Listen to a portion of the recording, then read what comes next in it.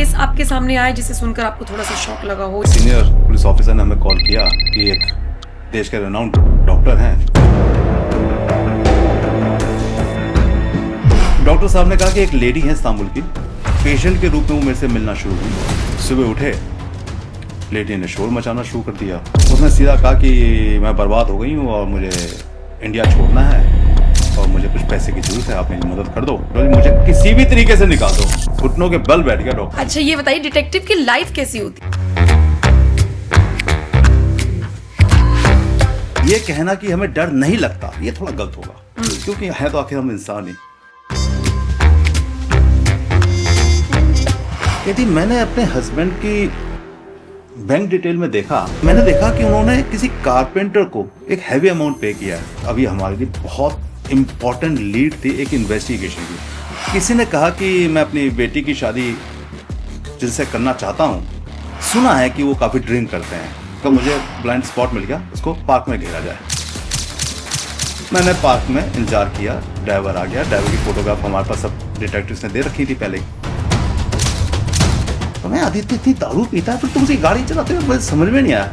कहता है सर बेवड़ा है वो, इतनी ड्रिंक करता है कई बार तो वो बुला लेता है।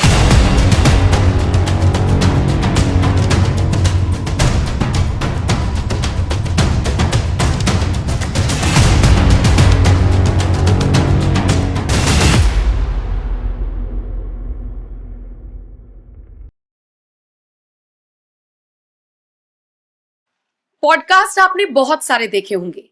यकीन मानिए आज का ये पॉडकास्ट जबरदस्त होने वाला है, क्योंकि आज आपको वो कहानियां सुनाई जाएंगी जो आपके और मेरे लिए कहानियां हो सकती हैं, लेकिन एक डिटेक्टिव के लिए वो केसेस थे, वो रियल चीजें थी, वो फैक्ट्स बेस्ड चीजें थी जिनको रिसर्च किया गया और केस सुलझाए गए। आज सीक्रेट से भरा होगा, सीक्रेट कहानियां रिवील होंगी इस पॉडकास्ट में, क्योंकि मेरे साथ एक डिटेक्टिव मौजूद है। जी हाँ, सही सुना आपने, एक डिटेक्टिव 35 साल से इस फील्ड में है। और आपको याद होगा अभी जो हाल ही में राजा रघुवंशी हत्याकांड हुआ था, उसमें उन्होंने जिस तरीके से शक जताया था सोनम पर, वो बाद में सही निकला। बहुत सारे ऐसे केसेस रहे हैं जिनमें वो जो बात मीडिया चैनल्स पर बोलते हुए नजर आए, 2000 से ज्यादा इंटरव्यूज किए हैं, और जो बात वो बोलते हुए नजर आए बाद में पुलिस की जांच में वही पाया गया। और ये बात हवा हवाई नहीं है, आज साबित करूंगी। मेरे साथ संजीव देशवाल जी मौजूद हैं, स्वागत है आपका। Thank you ma'am. डरू मैं क्योंकि एक डिटेक्टिव बैठे सामने? बिल्कुल नहीं, बिल्कुल नहीं। अच्छा ये बताइए, डिटेक्टिव की लाइफ कैसी होती है? क्या जैसे हम पिक्चरों में देखते हैं, एक अकेला सा आदमी, अल्कोहल, सिगरेट, शांत, गुस्सैल, एट अ टाइम्स, ऐसा है? देखिए ऐसा नहीं है। एक प्राइवेट डिटेक्टिव की लाइफ बहुत शानदार है। अगर मैं अपनी लाइफ को देखूं तो सुबह उठना, एक्सरसाइज करना, जिम जाना, वाइफ के साथ बैठ के एक बढ़िया सी नम्रता स्पेशल कह सकते हैं या नित्या स्पेशल, मेरी वाइफ का नाम नीतू है, नित्या स्पेशल टी पीना, और उसके बाद फिर अपने ऑफिस के कामों को शुरू करना। और नेचुरली हर दिन एक नई सर्कमस्टेंसेस हैं, नए क्लाइंट हैं, नए टास्क हैं, नया एडवेंचर है। तो हर रोज एक नई जिंदगी होती है। बड़ा मजा आता है काम करने में, क्योंकि हमारी वो लाइफ नहीं है कि आप डेली एक ही लाइफ को जी रहे हैं। 9 to 5 वाली लाइफ नहीं है। 9 to 5 वाली भी नहीं है और डेली एक ही काम नहीं है। हर बार एक नया ही टास्क है, नया ही काम है। तो फिर उसमें एक जीने का मजा अलग है, इसमें कोई दो राय नहीं है। मुझे लगता है दुनिया का सबसे बेस्ट प्रोफेशन प्राइवेट डिटेक्टिव है, जिसमें जीने का मजा अलग है। आप दुनिया देखते हैं, आप ऐसी ऐसी सिचुएशन को हैंडल करते हैं जो आप लोगों ने सोची ही नहीं है। ऐसी ऐसी इंफॉर्मेशन गैदर करते हैं जो आप लोगों के दिमाग में कभी आती ही नहीं है। तो ऐसा करने के बाद हमें लगता है कि हमारी लाइफ बहुत बेहतर है। तो डर तो लगता होगा, लेकिन देखिए ये कहना कि हमें डर नहीं लगता ये थोड़ा गलत होगा, क्योंकि है तो आखिर हम इंसान ही। डर तो सिर्फ दो ही आदमियों को नहीं लगता, या तो कोई मुर्दा हो या फिर लकड़ी का बना हुआ हो। तो इंसान है तो उसे डर तो लगेगा। फैमिली का क्या रिएक्शन रहता है? जैसे आप किसी टास्क पर निकलते हैं तो ऐसा नहीं होता कि ये वाला केस छोड़ दो, ये बड़ा ट्रिकी हो सकता है? जितना ट्रिकी उतना आनंद, जितना एडवेंचर, जितना रिस्क फैक्टर, उतना ज्यादा मजा, उतना ज्यादा गेन भी है, पैसा भी है। क्योंकि नेचुरली अगर रिस्क फैक्टर्स ज्यादा होंगे तो आपको टाइम ज्यादा लगेगा, तो आपको अमाउंट भी ज्यादा मिलेगा उस काम को करने का। जहां तक फैमिली की बात आती है, फैमिली तो मेरी खुश है बहुत। फैमिली को तो लगता है कि मैं दिन रात सुबह शाम 24 आवर्स एक डिटेक्टिव ही हूँ। वेरी हर नाइस। वक्त कहीं ना कहीं दिमाग के अंदर कुछ ना हम्म। कुछ केसेस चलते ही रहते हैं। सोते इवन टाइम भी। इवन मेरी वाइफ को टोकना पड़ता है। अगर मैं मूवी देख रहा हूँ, मान लीजिए कोई नेटफ्लिक्स पर मूवी चल रही है और मैं अपने घर में बड़े आराम से कूल माइंड में बैठा हूँ, लेकिन कहीं माइंड के किसी कॉन्शियस माइंड में ना कहीं कुछ चल रहा है, कोई ना कोई केस, कोई ना कोई सॉल्यूशन निकल रहे हैं। और हैरानगी की बात है कि रात को मेरे को ऐसे ऐसे सॉल्यूशंस आते हैं, जब मैं सुबह उनको आ, कोशिश करता हूँ करने की, तो मेरे को आंसर बहुत अच्छे मिलते हैं। क्योंकि शायद उस वक्त मैं अकेला होता हूँ, उस वक्त मैं अपने माइंड के साथ बिल्कुल दुनिया को छोड़ के अपनी उस प्रॉब्लम की सिचुएशन को संभालने में लगा होता हूँ, जिसका आंसर मुझे बेहतर मिलता है। बिल्कुल। अच्छा, ऑन अ लाइटर नोट एक सवाल और पूछूंगी। ऐसा नहीं होता जब आप फिल्म देख रहे होते हैं अपनी वाइफ के साथ या बच्चों के साथ, तो आप पहले ही बता देते होंगे कि इसमें तो यही है, यही क्रिमिनल है इसमें? स्पॉइलर स्पॉइलर दे देते होंगे आप? वो घर में सभी बोलते हैं, वो सब घर में कहते हैं, सबका साथ चलता है कि नहीं इसमें ये निकलेगा, इसमें वो निकलेगा। होता कुछ अलग ही है, क्योंकि बनाने वाला भी बिल्कुल, जानता है कि सब क्या सोच रहे हैं। हम्म। क्योंकि जिस लाइन ऑफ एक्शन पे फिल्म चल रही होती है, 90% लोग जानते हैं आंसर यही निकलने वाला है। Correct. और कई बार वो आंसर नहीं निकलता, तब लगता है हाँ यार ये सस्पेंस था, तब मूवी देखने का मजा बढ़ जाता है। अच्छा, 35 साल हो गए आपको इस बिल्कुल। फील्ड में, और जहां तक मैं जब आपके बारे में रिसर्च कर रही थी तो मैंने एक चीज और फाइंड की, और वो ये कि सबसे ओल्डेस्ट प्रोफेशन भी यही है। थोड़ा बताएंगे कैसे? देखिए, जब बात आती है प्रोफेशंस की, तो दुनिया के अंदर सबसे पुराने व्यवसाय के अंदर या सबसे ज्यादा पुराने प्रोफेशन के अंदर प्राइवेट इन्वेस्टिगेशन है। जब नंद वंश के शासक धनानंद को हटाने के लिए चंद्रगुप्त मौर्य ने एक ऐसे इंसान को आगे किया जिससे कि नंद वंश की जितनी भी इंफॉर्मेशंस हैं उसको गैदर किया जाए, तो उन्होंने उस वक्त गुप्तचर कहा जाता था जिनको, गुप्तचर, राइट। और विष कन्याएं बनाई जाती थी। तो विष कन्याओं के द्वारा, गुप्तचर के द्वारा इंफॉर्मेशन गैदर करना, नंदवंश शासक की जितनी भी मिनिमम कहते हैं इंपॉर्टेंट इंफॉर्मेशन मिल सके, जिससे कि नंदवंश के शासक को हटाया जा सके। बड़ा क्रूर शासक था शायद वो। तो तब गुप्तचर 320 ईसा पूर्व, तब गुप्तचर जैसा प्रोफेशन था, तब उनको पैसा दिया जाता था, उनसे इंफॉर्मेशन गैदर की जाती थी। आज हम आधुनिक समाज में है, मॉडर्न सोसाइटी में है, तो हम उसे प्राइवेट डिटेक्टिव बोलते हैं या जासूस बोलते हैं शुद्ध हिंदी में। तो और ऐसी कोई प्रोफेशन नहीं है, ऐसा कोई गवर्नमेंट की ऑर्गेनाइजेशन नहीं है या प्राइवेट ऑर्गेनाइजेशन नहीं है जिसके अंदर इन्वेस्टिगेशन विंग्स ना हो। कोई देश तब तक मजबूत नहीं है जब तक उसके पास अपनी इन्वेस्टिगेशन विंग सबसे मजबूत ना हो। केजीबी, मोसाद, ये हम कैसे सुनते हैं हमारे देश में, एनआईए, सीआईडी, ये सब हम कैसे जानते हैं? ये वो लोग हैं जो इंफॉर्मेशन गैदर करके देश को बचाते हैं। तो कहीं पे भी ऐसा हो ही नहीं सकता, कोई देश मजबूत नहीं हो सकता जब तक उसकी अपनी इन्वेस्टिगेशन विंग मजबूत ना हो। तो इसलिए इससे बेहतर कोई प्रोफेशन नहीं इस दुनिया का। लेकिन आपको नहीं लगता कि जिस टाइम आपने प्रोफेशन शुरू किया होगा 35 साल पहले और अब बहुत फर्क आ गया है? और एक सवाल मेरे मन में ये भी है कि अब भी डिटेक्टिव के पास केसेस आते हैं सॉल्व करने के लिए? क्योंकि अब तो हर कोई डिटेक्टिव है। मुझे आपके बारे में पता लगाना है तो मैं इंस्टाग्राम आपका खोल लूंगी, मतलब मैं तो उतना ही सोच सकती हूँ। या आते हैं केसेस? नम्रता, इसे हमें समझना पड़ेगा कि हमारी दुनिया के अंदर हर आदमी के अंदर सारे के सारे जो किरदार हैं वो सब हैं। कोई कहता है कि मैं खाना बना लेता हूँ, तो क्या एक आदमी खाना बना लेता है? दुनिया में सभी खाना बना लेते हैं। सही बात। लेकिन क्या सब इतना अच्छा खाना बना लेते हैं जितना कोई 5 स्टार होटल का कुक बनाता है या रेनाउंड कुक बनाता है? नहीं, ऐसा हो सकता ना। या कोई कहे कि मैं कार चला लेता हूँ, तो भाई ड्राइविंग तो सभी कर लेते हैं, तो क्या फार्मूला 1 में गाड़ी तोड़ा लेते हैं? सही बात है। पहाड़ पे सब चढ़ जाते हैं, तो क्या सब रॉक क्लाइंबर बन जाते हैं? ऐसा नहीं है। सब कुछ हर आदमी नहीं कर सकता। मास्टर बनने के लिए पैशन चाहिए होता है, एक्सपीरियंस चाहिए होता है, नॉलेज चाहिए होती है, कॉन्फिडेंस चाहिए होता है। इतनी सारी चीजें जब एक इंसान के अंदर आ जाती हैं वक्त के साथ साथ। हो सकता है कि जब हमने शुरू किया था तो मेरे पास नॉलेज कम हो, मेरे पास एक्सपीरियंस कम हो, सोर्सेज भी तो निश्चित तौर पे कम रही होंगी नेचुरली। तो जब 35 इयर्स की जर्नी को हम आगे ले जाते हैं तो 35 साल की जर्नी में एक्सपीरियंस काउंट होता जाता है, आपके सोर्सेज बढ़ते जाते हैं, आपका एक्सपीरियंस बढ़ता जाता है, आपका कॉन्फिडेंस बढ़ता जाता है, आपके एनालिटिकल स्किल्स बढ़ती जाती हैं और धीरे धीरे बेहतर और बेहतर और बेहतर होते जाते हैं। तो मुझे 35 साल हो गए इस प्रोफेशन में, तो नेचुरली मेरा एक्सपीरियंस उन घर में खाना बनाने वालों से तो ज्यादा ही होगा। Of course. और सबसे बड़ी बात, आपका काम बोरिंग नहीं है। आप पैशनेट हैं अपने काम के लिए। तभी मैंने कहा कि इससे और बेहतर कोई प्रोफेशन नहीं। बिल्कुल। और अगर किसी को डिटेक्टिव बनना हो तो क्या क्वालिटीज होनी चाहिए?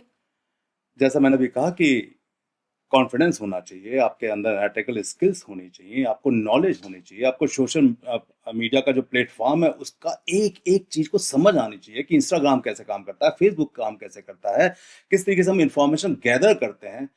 ये जब तक सारी नॉलेज आपके पास नहीं, आप बेस्ट डिटेक्टिव नहीं बन सकते। और इस नॉलेज के बावजूद भी आपको कॉन्फिडेंस आपका बहुत जबरदस्त हाई होना चाहिए। लेकिन वो तो ग्रेजुअली आएगा ना। देखिए, कॉन्फिडेंस कई बार आदमी लेके भी पैदा होता है। हमने कई लोगों को देखा है, मेरे पास अब तक याद है कि एक चोर हुआ करता था, बंटी चोर। मेरे पास वो काम करने के लिए, कहते हैं पुलिस कमिश्नर ने भेजा था एक बार काफी टाइम पहले, जब वो जेल से छूटा था। अब वो तो चोर था, अनपढ़ था, पढ़ा लिखा भी नहीं था, कोई फैमिली बैकग्राउंड भी नहीं था, कोई स्कूल भी ऐसा नहीं गया था, लेकिन कॉन्फिडेंस कूट कूट के उसके अंदर भरा हुआ था। वजह कि उसने वही गाड़ी चुरानी जो उसको पसंद है। अब वो गाड़ी 3 गाड़ियों के बीच में फंसी हुई है, तो उस गाड़ी को पहले चोरी करेगा, उस दूसरी गाड़ी को चोरी करेगा, दोनों को हटाएगा और फिर उसी गाड़ी को उठाएगा जो उसको चाहिए। भाई क्यों यही गाड़ी चाहिए? क्योंकि कॉन्फिडेंस है, मुझे यार ये गाड़ी पसंद है। तो कॉन्फिडेंस आदमी कई बार लेके पैदा होता है, कॉन्फिडेंस आप पैदा नहीं कर सकते हो। कुछ क्वालिटीज ऐसी हैं जो आप कभी पैदा नहीं कर सकते हो, हर आदमी उसको लेके पैदा होता है। जैसे कि एक डायमंड है, मैं किसी पत्थर को डायमंड बना दूं, ये पॉसिबल नहीं है। लेकिन जब मैं रॉ पत्थर को खान से निकालूं, हो सकता है कि वो डायमंड ही हो। जब मैं उसको तराशूंगा, उसको बेटर करूंगा, तो वो जब डायमंड निखर के आएगा तो उसकी कॉस्ट बढ़ जाएगी। तो डायमंड पत्थर नहीं है कि हर पत्थर को डायमंड बनाया जा सके। तो ऐसे ही हर आदमी को डिटेक्टिव बनाया जा सके। 35 साल में मेरे पास इतने लोग काम करके गए, मुझे कोई याद नहीं आता कि कोई बेस्ट डिटेक्टिव था उसमें से। और गलती से मैंने अपने बेटे को, जब मेरे बेटे ने इस प्रोफेशन को मेरे साथ ज्वाइन किया, he is advocate, high court में प्रैक्टिस कर रहा था, लेकिन जब मैंने कहा कि बेटा एक बार मेरे काम को भी देखो, तो उसने कुछ 3-4 महीने में जो उसने अपनी क्वालिटीज दिखाई इन्वेस्टिगेशन में, तो मुझे लगा वो डीएनए से उसके अंदर आई हैं, क्योंकि मैंने उसे नहीं सिखाया। मैं आज भी उसको कोई केस नहीं बताता हूं कि इस केस को कैसे करना है। वो उसकी इंटरनल क्वालिटीज हैं जो निकल के आ रही हैं। अगर हमें समझना हो एक बेस्ट क्वालिटी किसी डिटेक्टिव की, तो मान लीजिए मैंने किसी को कहा कि फलाने एड्रेस पे जाइए, वहां पे नम्रता रहती है, बस मुझे इतना पता करना है कि क्या वहां नम्रता रहती है या नहीं रहती है, बस इतना पता कर दो यार। अब मुझे डिटेक्टिव पूछा कैसे पता करूंगा सर? मैं कहा भाई आप अपनी स्किल दिखाओ, आप डिटेक्टिव बनने आए हो, कितनी छोटा तो टास्क है, ये कोई बहुत बड़ा टास्क थोड़ी है कि ये तुम्हारा काम है, तुम हाँ, पता करो उस घर के अंदर नम्रता रहती है या नहीं रहती है। अब देखिए यहाँ पे 2 डिटेक्टिव हैं। एक डिटेक्टिव जाता है, नम्रता हमने वहां खड़ी की हुई है, वो जाके बोलता है मैडम यहाँ नम्रता रहती है। अब सामने नम्रता खड़ी हो, बोलेगी हाँ मैं हूं नम्रता, बताओ क्या काम है। अब यहाँ पे जो नया आदमी वो घबरा गया, क्योंकि उसने आगे सोचा नहीं हुआ कि अगर सामने मेरे नम्रता मिल गई तो मुझे यहाँ से निकलना कैसे है, बचना कैसे है, क्योंकि उसके अंदर स्किल नहीं है, क्योंकि उसके डीएनए में इन्वेस्टिगेटर नहीं है। तो वो वहां घबरा गया, नहीं वो ये वो नहीं आपने अभी नम्रता पूछा था, मैं नम्रता हूँ, बताओ यहाँ किससे मिलना है, आप क्यों आए हो, कहाँ से आए हो। अब वहां वो घबरा गया, अब वहां बचेगा नहीं, वो पकड़ा जाएगा। अब ये हुआ एक डिटेक्टिव। अब हमने एक और डिटेक्टिव को भेजा, अब वो वहां जाता है कि यहाँ पे नम्रता सिंह रहती हैं, क्योंकि हमने उसे बता रखा है कि नम्रता माथुर के बारे में पता करना है। वो कहते हैं नम्रता सिंह रहती हैं, कहते हैं नम्रता सिंह तो नहीं रहती, मैं भी नम्रता हूँ। आप नम्रता हो, लेकिन मेरे को तो नम्रता सिंह से मिलना था। नहीं मैं तो नम्रता माथुर हूँ। नहीं फिर मैं शायद गलत आ गया हूँ। अब यहाँ पे इस डिटेक्टिव ने अपनी स्किल को यूज किया, नम्रता सिंह कह के नम्रता माथुर को आइडेंटिफाई करने के लिए, और यहां से उसका निकलने का रास्ता भी बन गया, बहुत आसानी से, बहुत आसानी से। तो ये जो स्किल उसने दिखाई, ये उसके अंदर अपने आप आई थी। अब हमें समझ में आ गया कि खान से निकला हुआ ये हीरा है, इसको तराशा जा सकता है, कोशिश की जा सकती है, लेकिन जो पहला वाला था उसको नहीं तराशा जा सकता। तो बहुत सारी चीजें हैं, बहुत सारे तरीके हैं किसी इंसान को पहचानने के लिए। क्या इसको हम बेस्ट डिटेक्टिव बना सकते हैं? तो जिसको बनाया जा सकता है उसको बनाते भी हैं, लेकिन कुछ क्वालिटीज इनबिल्ट हैं, इनबिल्ट चाहिए। दुनिया के हर आदमी के अंदर कुछ ना कुछ क्वालिटीज इनबिल्ट हैं। जिस दिन वो अपनी क्वालिटीज को पहचान लेता है, वो उस प्रोफेशन में बेस्ट हो जाता है। अगर वो अपनी क्वालिटीज को पहचान नहीं पाता, हर 3 साल बाद एक नौकरी बदलता है, 2 साल बाद एक नौकरी बदलता है, और वो कभी कहीं नहीं पहुंच पाता, और अंत में लाइफ उसकी खत्म हो जाती है। तो आज तक जितने भी लोग पैशनेट हैं, चाहे वो फिल्म इंडस्ट्री में हो, पॉलिटिक्स में हो, हमारे प्रोफेशन में हो, जिन्होंने अपने आप को पहचाना और उसके बाद धीरे धीरे उसमें वो मेहनत करते गए, उस प्रोफेशन के साथ जस्टिफाई करते गए, तो एक न एक जगह पहुंच गए। करेक्ट। जब और मुझे पहली उन्हीं बार को दुनिया याद रखती है। मुझे जब पहली बार काम मिला, एक केस मुझे आप याद आता है जब आप पूछते हैं कि भाई इनबिल्ट क्वालिटीज होती हैं कि नहीं होती हैं। तो जब मुझे पहली बार एक केस मिला तो उसमें एक डुप्लीकेसी आइटम को पकड़ना था। हम किसी तरीके से उस फैक्ट्री तक पहुंचे, उस फैक्ट्री में हमने आइडेंटिफाई किया डुप्लीकेट आइटम वहाँ बन रहे हैं, उसको हमने क्लाइंट को बताया, वहाँ फोटोग्राफी कैसे की। उस जमाने में हमारे पास वीडियो कैमराज नहीं होते थे, मोबाइल में कितने साल कैमराज पहले नहीं की होते बात थे। है? ये बात तकरीबन 32-33 साल जब हम लोगों ने काम शुरू किया, तो दिनों की ठीक है। बातें हैं। जब मैंने उस काम को किया और जो मुझे उसके लिए पैसा मिला, बस मुझे उसी वक्त लग गया कि मेरे लिए यही प्रोफेशन है दुनिया का सबसे बेहतर। उस जमाने में मैंने जिस केस के 10,000 रुपीज अब से 32-33 आज से 32 साल एडवांस लिए थे, 20,000 में केस लिया था, 10,000 एडवांस लिए थे, आज मैं उस केस के 20 लाख भी मांगता हूं तो इजीली मिलते हैं। तो उस जमाने में 10,000 मेरा बैंक अकाउंट नहीं था। नम्रता हैरानगी होगी आपको, मैंने जब काम शुरू किया था मैंने कोई बैंक अकाउंट नहीं खोला था। मैंने किसी दुनिया में आज तक किसी की नौकरी नहीं की है, किसी प्राइवेट डिटेक्टिव के यहाँ पे काम नहीं किया है, किसी को कभी अपना उस्ताद नहीं बनाया, खुद ही काम शुरू किया, खुद ही एक एक चीज सीखी और मैं आज यहाँ तक हूँ। Inbuilt qualities. इनबिल्ट क्वालिटीज है। आप अगर सोचेंगे किसी के यहाँ जाकर काम सीखेंगे, किसी के यहाँ, तो उसकी क्वालिटीज आप पकड़ लें। अरे आपको अपनी क्वालिटीज निकालनी है बॉस, उसकी क्वालिटी अपने अंदर लेके नहीं आनी। आप दुनिया की सारी क्वालिटी अपने अंदर नहीं ला सकते हो। आपको तो अपनी क्वालिटी बाहर निकालनी है, तब आप बेहतर बनेंगे, तभी आप बेहतर बनेंगे। मैं तो ये कहता हूं कि लोग चाय भी अगर बनाए तो ऐसी चाय बनाएं कि कम से कम 20-30 किलोमीटर के रेडियस से लोग पीने आए कि यार वहां चाय पियेंगे, वो चाय पीने के बाद ना तलब मिट जाती है। तो हो सकता है चाय तो हो 15 रुपए की, लेकिन उसको पीने के लिए आदमी ने 100-150 रुपए का पेट्रोल फूका हो। तो वो जो 100-150 का पेट्रोल फूका है वो बताता है कि उस आदमी की वक्त क्या है। बिल्कुल बिल्कुल, वो अचीवमेंट है उस आदमी Yes, का। राइट राइट, बिल्कुल। सर चैलेंजेस क्या क्या आते हैं, ये मैं इसलिए समझना चाह रही हूँ कि आज से 35 साल पीछे जाऊं तो मैं खुद भी एज्यूम कर सकती हूँ उस टाइम कितनी चीजें होती होंगी। अब तो हमारे पास सीसीटीवी है, हमारे पास मोबाइल फोन्स, कॉल रिकॉर्डर, सारी चीजें हैं। दूसरा, आइडेंटिटी कितना रिवील करने से आपको बचना होता है, क्योंकि बहुत इंटरव्यूज आप दे चुके हैं तो फेस तो ये नोन ही है। नहीं, जब आप इसलिए ये गेटअप पहना जाता है, क्योंकि जब हम इंटरव्यूज की बात करते हैं तो कई बार लोगों ने मुझे पूछा कि आप हैट क्यों पहनते हैं, आप टाई, बल्कि आपने तो लंबा वाला कोट पहना नहीं है। हाँ मैं बिल्कुल, तो पूछने वाली थी। तो उसकी वजह ये होती है कि जब हम लोग कहते हैं फील्ड में काम करते हैं तो मेरा ये कभी गेटअप होता ही नहीं है। ओके। क्योंकि फील्ड में तो आप अपना जीन्स टी शर्ट इस तरीके के सिंपल जो ड्रेसेस पहनी जाती हैं, के हिसाब से मर्ज हो जाना। बिल्कुल सिचुएशन के साथ मर्ज हो जाना। लेकिन अगर मैं इस ड्रेस में बाहर घूमूंगा तो मुझे प्रॉब्लम हो जाएगी, लोग मुझे पहचानेंगे। तो मैंने ये ड्रेस गेटअप लिया सिर्फ इंटरव्यूज के लिए, ताकि मुझे लोग यहां तक तो पहचाने लेकिन फील्ड में ना पहचाने। अगर मैं यहाँ सिंपल ड्रेस में पहन के इंटरव्यूज दूंगा तो फिर मेरी जो आइडेंटिटी है वो एक्सपोज हो जाएगी, क्योंकि मुझे लोग बाहर इजिली पहचान लेंगे। तो मेरे लिए पिछले 35 साल से 2,500-3 हजार से भी ज्यादा इंटरव्यूज हुए हैं। हजारों इंटरव्यूज देने के बाद, इतना काम करने के बाद नेचुरली आपकी आइडेंटिटी एक्सपोज होना शुरू हो जाती है। बिल्कुल बिल्कुल। तो उस कंडीशन में ये ड्रेस मेरे को बचाती है, कम से कम इमीडिएटली मैं एक्सपोज नहीं हो पाता हूं। अब दाढ़ी पहनी हुई है, अगर टीका लगा लिया तो साधु संत, मतलब कहते कोई हिंदू लगेंगे, अगर कुछ नहीं पहना तो मुस्लिम लगेंगे, मतलब आप मर्ज हो जाएंगे सोसाइटी के अंदर। जब आप सोसाइटी में मर्ज हो जाएंगे तो इन्वेस्टिगेशन अच्छी कर पाएंगे। आप क्या आपकी आइडेंटिटी? प्रभु की दया है कि आज तक मैं नहीं फंसा, आज तक का रिकॉर्ड है मेरा, मैं कभी नहीं फंसा। उसकी वजह है मैं कम से कम एक क्वेश्चन के 10 आंसर पहले सोच के रखता हूं, एक सिचुएशन की 10 सिचुएशन पहले सोच के रखता हूं। मुझे पता है कि मैं यहां जाऊंगा तो क्या क्या होगा, उस पर सारा काम करने के बाद फिर मैं वहां पे एंट्री लेता हूं। उसमें अगर कोई अचानक क्वेश्चन आ जाएगा तो मेरे को पता है इसका क्या आंसर देना है। अगर आप पहले तैयारी करके जाओगे तो फंसने के चांसेस नहीं है। लेकिन सामने सिचुएशन कैसी होगी हमें कैसे पता होगा? देखिए, जब आप इन्वेस्टिगेशन करने जा रहे हैं, किसी घर में जा रहे हैं, आपको पहले पता है कि इस आदमी की नेचर कैसा है, इसका बिहेवियर कैसा है, सीसीटीवी कहाँ लगे हैं, इसके क्या क्वेश्चन हो सकते हैं, आप क्या गेटअप लेके जा रहे हो, क्या बोलोगे वहां पे। मैं आपको एक बहुत छोटा सा केस बताता हूं, अभी हाल ही में किया है और कोर्ट में लग भी गया वो केस। किसी ने कहा कि मेरी वाइफ रहती है गुड़गांव, दिखाती हूँ दिल्ली, कि मैं दिल्ली में रहती हूँ, और उसने अपना एग्रीमेंट, रेंट एग्रीमेंट भी बना के दिया हुआ है। हमें यह प्रूव करना है कि यह लेडी यहां नहीं रहती है। बड़ा सिंपल सा टास्क है।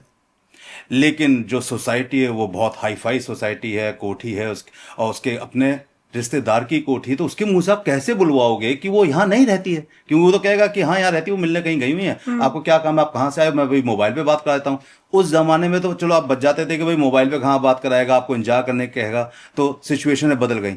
अब तो आदमी 1 मिनट में कहता है अपना नंबर दे जाओ, या फिर मैं अभी फोन मिला दिया, लो कोई आया मिलने, तो फंस गए आप। तो कौन हो, कहाँ से आए, क्यों आए हो, बैठो अभी मैं आ रही हूँ, तो आप फंस जाओगे। तो मैं वहां जब पहुंचा तो मैंने पहले उस कोठी को समझा, वहां पे जो सिक्योरिटी गार्ड है उनको समझा, फिर उसके मालिक को समझा, फिर मालिक की इन्वेस्टिगेशन करी, किसके ऊपर, आपका जो भी नेट है उसके ऊपर सारी इंफॉर्मेशन उस ओनर की मिल गई, जिस ओनर ने अपना एग्रीमेंट, रेंट एग्रीमेंट साइन करके दिया हुआ था कि मेरे यहाँ पे ये मेरी भतीजी यहाँ रहती है। हम वहां पहुंचे, हमने एक बढ़िया सा किरदार लिया कि मुझे बुक्स छपवानी है, प्रिंट करवानी है, और आपका तो प्रेस का काम है, तो आपसे मिलना चाहता हूं। उसने कहा आइए। अब यहाँ पे हिडन कैमरा है, ऑडियो वीडियो रिकॉर्डर सब लगे हुए हैं, सिंपल अपने ड्रेस पहनी और पहुंच गए। अब सामने वाला जो आदमी बैठा है उसको तो ये लग रहा है ना कि मुझे तो काम मिलने वाला है, हम तो उसकी भतीजी को भी कोई बात ही नहीं कर रहे हैं, मुझे काम मिलने वाला है। तो जब हम वहां पहुंचे और काम की बात करनी शुरू की, काम करते करते अब आपके क्वेश्चन निकल के आएंगे जो ऑडियो वीडियो रिकॉर्डिंग में आने वाले हैं। मैंने कहा आपकी कोठी बहुत अच्छी है, तो इस कोठी में मैं सोच रहा हूं कि जो हम काम शुरू कर रहे हैं अपना, मुझे नोएडा से आना पड़ता है, तो क्या, साउथ दिल्ली की बात है, मुझे नोएडा से आना पड़ता है, तो क्या मैं इस काम को आपके यहाँ पे कहीं रेंट में कोई जगह मेरे को मिल जाएगी ताकि मैं यहाँ पे इस काम को शुरू कर सकूं? कहता हम रेंट पे देते ही नहीं है कुछ। तो मैंने कहा नहीं, आपका सबसे ऊपर वाला जो है वो खाली होगा या, कहता नहीं वो तो हमने किसी कंपनी को लीज पे दे रखा है, कंपनी का नाम ये है, अभी सब ऑडियो रिकॉर्ड में आ रहा है। उससे नीचे मेरा बेटा रहता है अपनी वाइफ के साथ, उससे नीचे मैं रहता हूं अपनी वाइफ के साथ, और बेसमेंट में मैंने अपना ऑफिस बना रखा है। अब कहीं नहीं आ रहा कि उसने अपनी भतीजी को कोई दे रखा है। अब हमने और इसको क्लोज करना है। हमने बात करते करते पूछा नहीं कोई बता रहे कोई लेडी भी यहाँ पे कोई रेंट पे रहती हैं? हम भतीजी का नाम लेंगे तो हम फंस जाएंगे, क्योंकि भतीजा नाम लेते वो अलर्ट हो जाएगा, बिकॉज दे नो कि भाई ये तो कोई कोर्ट में केस चल रहा है, तो मेरी भतीजी का नाम क्यों लिया इसने। लेकिन हमने जब पूछा कि क्या कोई लेडी यहाँ पे रहती है, कहते मैंने आपको बताया ना कि ऊपर तो हमने कंपनी को दे रखा है, बीच में मेरा बेटा रहता है, उसके नीचे मैं रहता हूं, उसके नीचे तो बेसमेंट है, बेसमेंट में मेरा ऑफिस है, तो लेडी यहां कैसे रह लेगी, हमारे पास इतनी जगह ही नहीं है। अभी हर तरीके से क्रॉस हो रहा है। जब क्रॉस चेक हो गया हर तरीके से कि यहां पे लेडी नहीं रहती है, नाम लेने से तो केस को खराब करने वाली बात थी, नहीं तो बता सकता था कि नहीं मैंने ऊपर अपनी भतीजी को दे रखा है या नीचे वाला भतीजी को, कुछ तो बोलेगा वो, लेडी भी तो बोल रहे हैं ना हम लोग। सही बात है। तो उसने तीनों फ्लोरों के बारे में एक एक सिचुएशन बता दी। अब क्वेश्चन ये खड़ा होता था कि उसकी भतीजियां नहीं रहती, इसको और अच्छी तरह प्रूफ किया जाए। तो अब हमने क्या किया, उसके घर पे जाके गुड़गांव में उसकी कंटिन्यू 10 दिन की डेट और टाइम के साथ रिकॉर्डिंग की, अपने घर से निकलते हुए, जो उसका असली घर था, अच्छा। जहां रह रही थी। अच्छा। अब देखो यहां से ये सब चीजें हो रही हैं, वहां पे अंकल ने क्लियर कर दिया, तो इसका मतलब आपका एग्रीमेंट झूठा है। आपने जानबूझ के गुड़गांव से रहते हुए दिल्ली से केस फाइल किया है ताकि दिल्ली में आपको मेंटेनेंस ज्यादा मिल सके या आपका केस मजबूत बन सके। तो इस तरीके से जो इन्वेस्टिगेशन स्किल्स हैं, अगर वो मुझे बोलता कि मैं भतीजी का नाम लेता तो मैं वहां फंसने वाले काम करता, एक्सपोज हो जाता। लेकिन मैंने अपना काम तो कर दिया, भतीजा नाम लिए बिना भी काम कर दिया।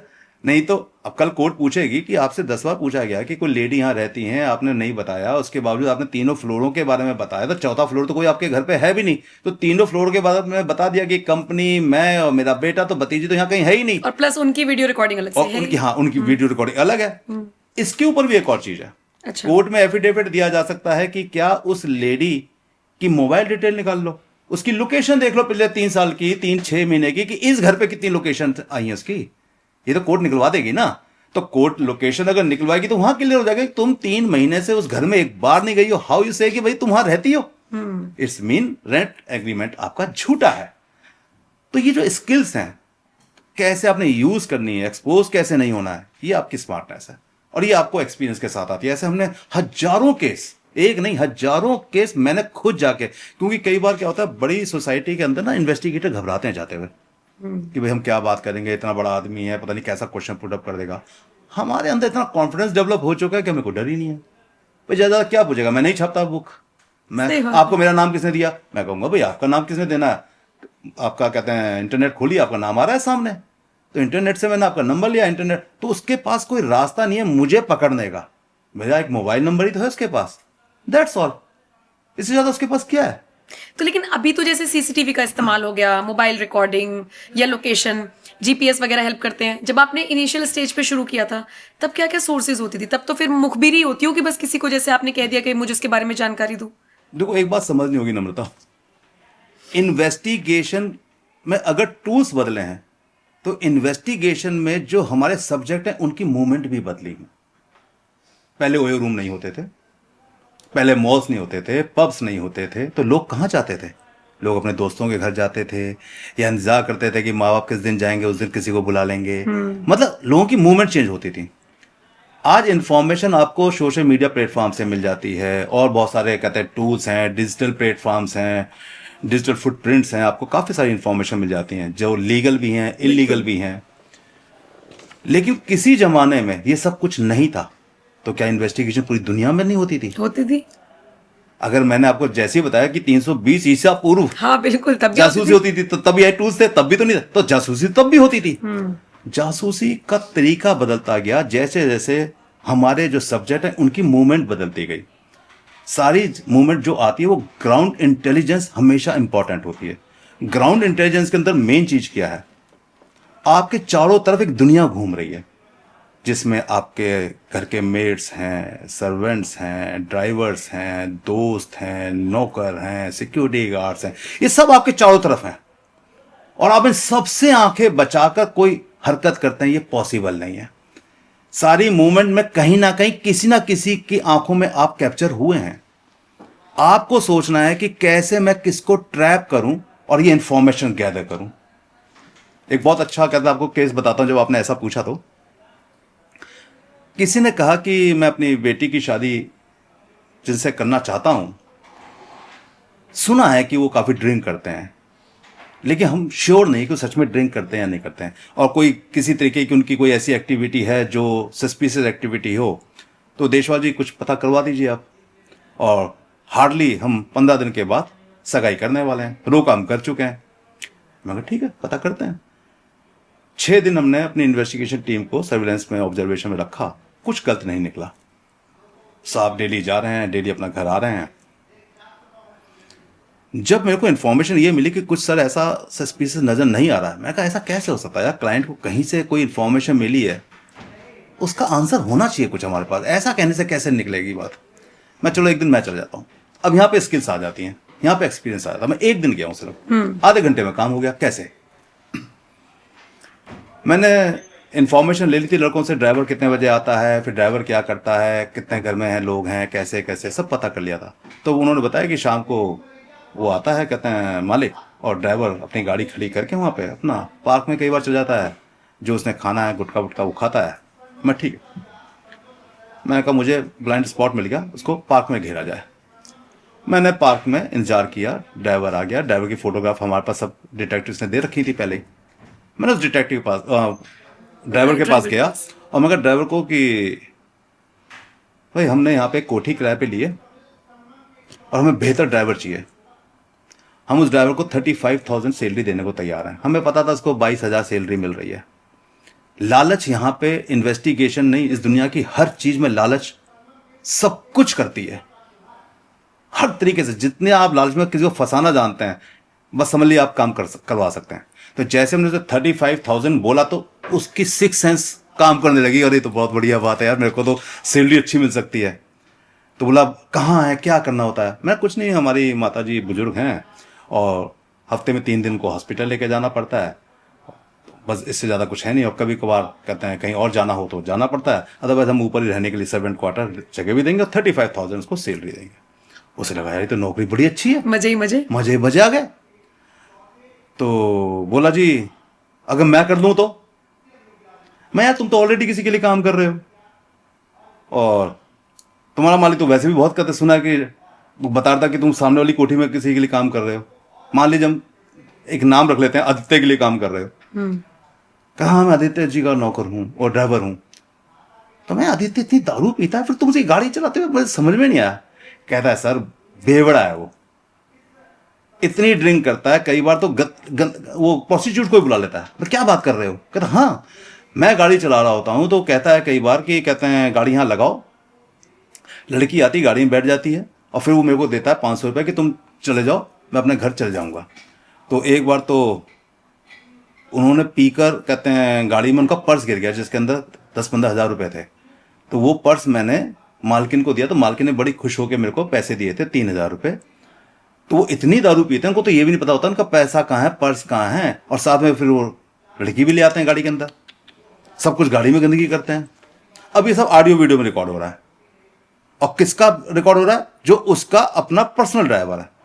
तो मैं कहा तुम तो बहुत शानदार ड्राइवर हो, तुम तो सारी खबर रखते हो, फिर तो मेरी माता जी को कोई प्रॉब्लम होगी तो तुम तो कहते हैं कोई प्रॉब्लम नहीं होने दोगे, हमें सब कुछ बताओगे।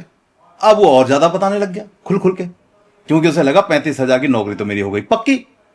तो मैं ठीक है अपना नंबर दे दो। अब देखो नंबर ले लिया, उसकी आवाज, उसकी ऑडियो वीडियो रिकॉर्डिंग सब कुछ आ गया। इतनी इन्फॉर्मेशन हमारे क्लाइंट के लिए काफी थी। बहुत थी। मैंने अगले दिन क्लाइंट को बुलाया, मैंने कहा क्या सोचा है? कहता है बेटी तो बहुत उसके लिए पागल हो गई है, क्योंकि डेली सुबह शाम बात होती है, लड़का बहुत स्मार्ट है। अच्छा ऐसे लड़के स्मार्ट भी होते हैं जो ड्रिंक करते हैं, जो लड़कियों के साथ घूमते हैं, उनको पता है लड़कियों को कैसे ट्रैप करना है, उनके लिए कोई मुश्किल नहीं होता ट्रैप करना। लड़की और जो लड़की शादी करना चाहती है वो तो बेचारी 4 बातें तो सुनना चाहती है। आई लव यू बोल देगा, मैं तेरे बिना मर जाऊंगा, मैं तेरे बिना जी नहीं पाऊंगा, दुनिया में तुझसे ज्यादा सुंदर तो लड़की नहीं देखी। बस 4-5 मीठी मीठी बातें बोलो, लड़की यही तो सुनना चाहती है बेचारी, और लड़की सुन रही है और खुश हो रही है और कहती है दुनिया में मेरे को इससे बड़ा तो राजकुमारी कोई नहीं मिलेगा। और तभी तो वो स्टेटस लगते हैं वर्ल्ड्स बेस्ट हस्बैंड। बस और उसके बाद उसके साथ फोटो डालेंगी और कहेंगी बस दुनिया में मैं, बस मुझे सब कुछ मिल गया। उससे ज्यादा सोच ही नहीं सकती, उनकी सोच ही नहीं होती। तभी तो इतने तलाक, इतने डाइवोर्स हमारे देश के अंदर चल रहे हैं। वही सोचने, कई लड़कियां तो इतनी बेकार होती हैं कि इतना सुनने के बावजूद भी, इतना समझने के बावजूद भी इन्वेस्टिगेशन भी नहीं कराना चाहती। कहती नहीं मुझे इन्वेस्टिगेशन कराने की जरूरत है, मैं जानती हूँ ना बहुत शानदार है, हर वक्त तो मेरी नजर में रहता है। मैंने कहा कुछ भी गलत करने के लिए सिर्फ आधा घंटा किसी इंसान को चाहिए होता, तुम 24 आवर्स क्या लड़के पर नजर रखती हो? कहते नहीं मेरे को 2 घंटे में मैसेज करता है ना, मैं 2 घंटे बाद मैसेज करता है। वो 2 घंटे के बीच में जो 2 घंटे तो वो क्या करता है? जवाब नहीं है, लेकिन विश्वास है, और उस विश्वास का खामियाजा उनको भुगतना पड़ता है। तो जब हमने अपने क्लाइंट को बात बताई तो क्लाइंट परेशान हो गया। कहता मैंने क्या हुआ? कहता मेरी बेटी तो मानेगी नहीं। तो मैंने कहा अपनी बेटी को बुला लो भाई, मेरा काउंसलिंग पार्ट भी है, मैं आपकी बेटी को समझाऊंगा, ये रिकॉर्डिंग सुनाऊंगा, आपकी बेटी को पता होगा कि ये ड्राइवर है उनका, क्योंकि 1-2 बार गई हैं घर पे तो देखा होगा ये ड्राइवर है उनका। अब मैं ड्राइवर को तो बहका के लाया नहीं हूं कि ड्राइवर क्या बोल रहा है, वो तो ड्राइवर जो सच बोल रहा है वही है ना। अगर उसके बावजूद आपकी बेटी नहीं मानती है तो अपनी डेस्टिनी खुद लिख रही है ना भाई। जैसे एक जज डेस्टिनी किसी की लिखते हुए फांसी की और कलम तोड़ देता है, तो वो भी अपनी कलम तोड़ चुकी है अगर, तो उसमें आप क्या कर सकते हो? हम क्या कर सकते हैं? हम तो सिर्फ उसको सच्चाई बता सकते हैं ना। बताइए सच्चाई। बेटी रोई, परेशान हुई, लेकिन उसके बाद कहती नहीं मुझे शादी नहीं करनी चाहिए। एक डिटेक्टिव बता रहे हैं, और डिटेक्टिव कौन बता रहे हैं? जो रेनाउंड है और जो मेरा भला चाहते हैं। अदरवाइज डिटेक्टिव को क्या प्रॉब्लम है कहीं भी शादी करूं? सही बात, बिल्कुल बिल्कुल। तो जब डिटेक्टिव मुझे काउंसलिंग कर रहे हैं और समझा रहे हैं कि सच्चाई है, इसके बावजूद तुम इस सच्चाई के साथ चलते हुए शादी करना चाहती हो, तो कहते अगर शादी के बाद पता चलता, तो मैंने कहा अच्छा है ना, तुम्हारी डेस्टिनी कितनी अच्छी है, तुम्हें पहले पता चल गया। तुम क्यों चाहती हो शादी के बाद पता चलता? शादी के बाद पता चलता तो तुम डाइवोर्सी का लेवल लगा कर आती। आज तुम कम से कम शादी तो नहीं हुई तुम्हारी, रोका ही तो हुआ। हु केयर्स फॉर रोका?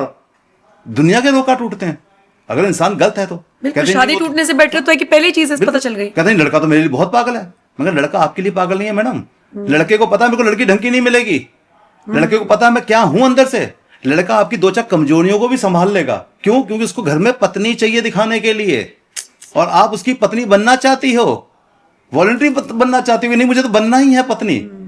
और वो जानता है कि मेरे को ऐसी बेवकूफ लड़की मिल रही है जो मेरी हर बात पे विश्वास करती है, तो मुझे इससे ज्यादा बेहतर क्या हो सकता है? बिल्कुल बिल्कुल। तो इसलिए अगर आप विश्वास करते हो तो बेहतर, वरना आपकी अपनी डेस्टिनी जैसे मन चाहे लिखो, हु केयर्स। सही बात है। आपने सर सर्विलांस का जिक्र किया, तो मैं ये समझना चाह रही हूँ जैसे जो पुलिस के लिए जो जासूसी करते हैं और जो प्राइवेट जासूस होते हैं, हमेशा कानून के दायरे में रहना पड़ता है कि कई बार कानून तोड़ने पड़ते हैं? ये सवाल थोड़ा सा ठीक नहीं है, क्योंकि अब आप इन्वेस्टिगेशन कर रहे हैं और इन्वेस्टिगेशन में हर वक्त कानून के दायरे में काम कर रहे हैं तो कहना ही गलत हो जाएगा। मुझे थोड़ा लगता सा है आउट ऑफ द जोन जाना पड़ता सभी जाते हैं, पुलिस भी जाती है, है। बिल्कुल बिल्कुल। मीडिया भी जाती है।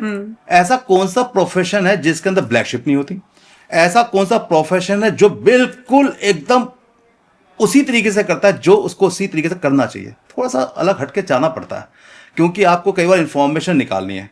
सही बात है। आप इंफॉर्मेशन निकालने के लिए उसके घर में नहीं घुसना चाहते, आप उसका पीछा नहीं करना चाहते, कैसे इंफॉर्मेशन गैदर करेंगे? बस ये है कि आप किसी लेडी का अगर कहते हैं सर्विलेंस कर रहे हैं तो लेडी को लेडी के पीछे लगाइए, राइट। जेंट्स को मत लगाइए।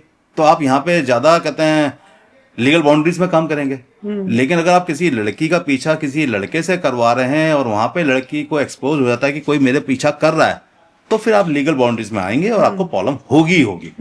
तो आपको थोड़ा सा आइडिया तरीके बदलने होंगे बस लीगल बाउंड्री में काम करने के लिए, और ज्यादातर लीगल बाउंड्री में ही काम करना चाहिए जहां तक मैं समझता हूँ। कोई ऐसा केस सर जिसने मतलब आपके 35 साल के इस पूरे प्रोफेशन में जिसने आपको हैरान किया हो? मतलब आप एक मैं कोई इंटरेस्टिंग कहानी सुनना चाह रही हूँ जिसमें आप एक ही फॉर्मेट पे जा रहे हो कि हाँ मैं ठीक जा रहा हूँ, मैं ठीक जा रहा हूँ, लेकिन लास्ट मोमेंट पे कोई चीज चेंज हुई और या एक छोटा सा ऐसा क्लू मिला जिसमें आपको लगा अरे भाई पूरी स्टोरी बदल गई है। तो देखो, इन्वेस्टिगेशन में हमारे सामने सारे केसेस, जितने भी केसेस आते हैं बहुत इंपॉर्टेंट होते हैं।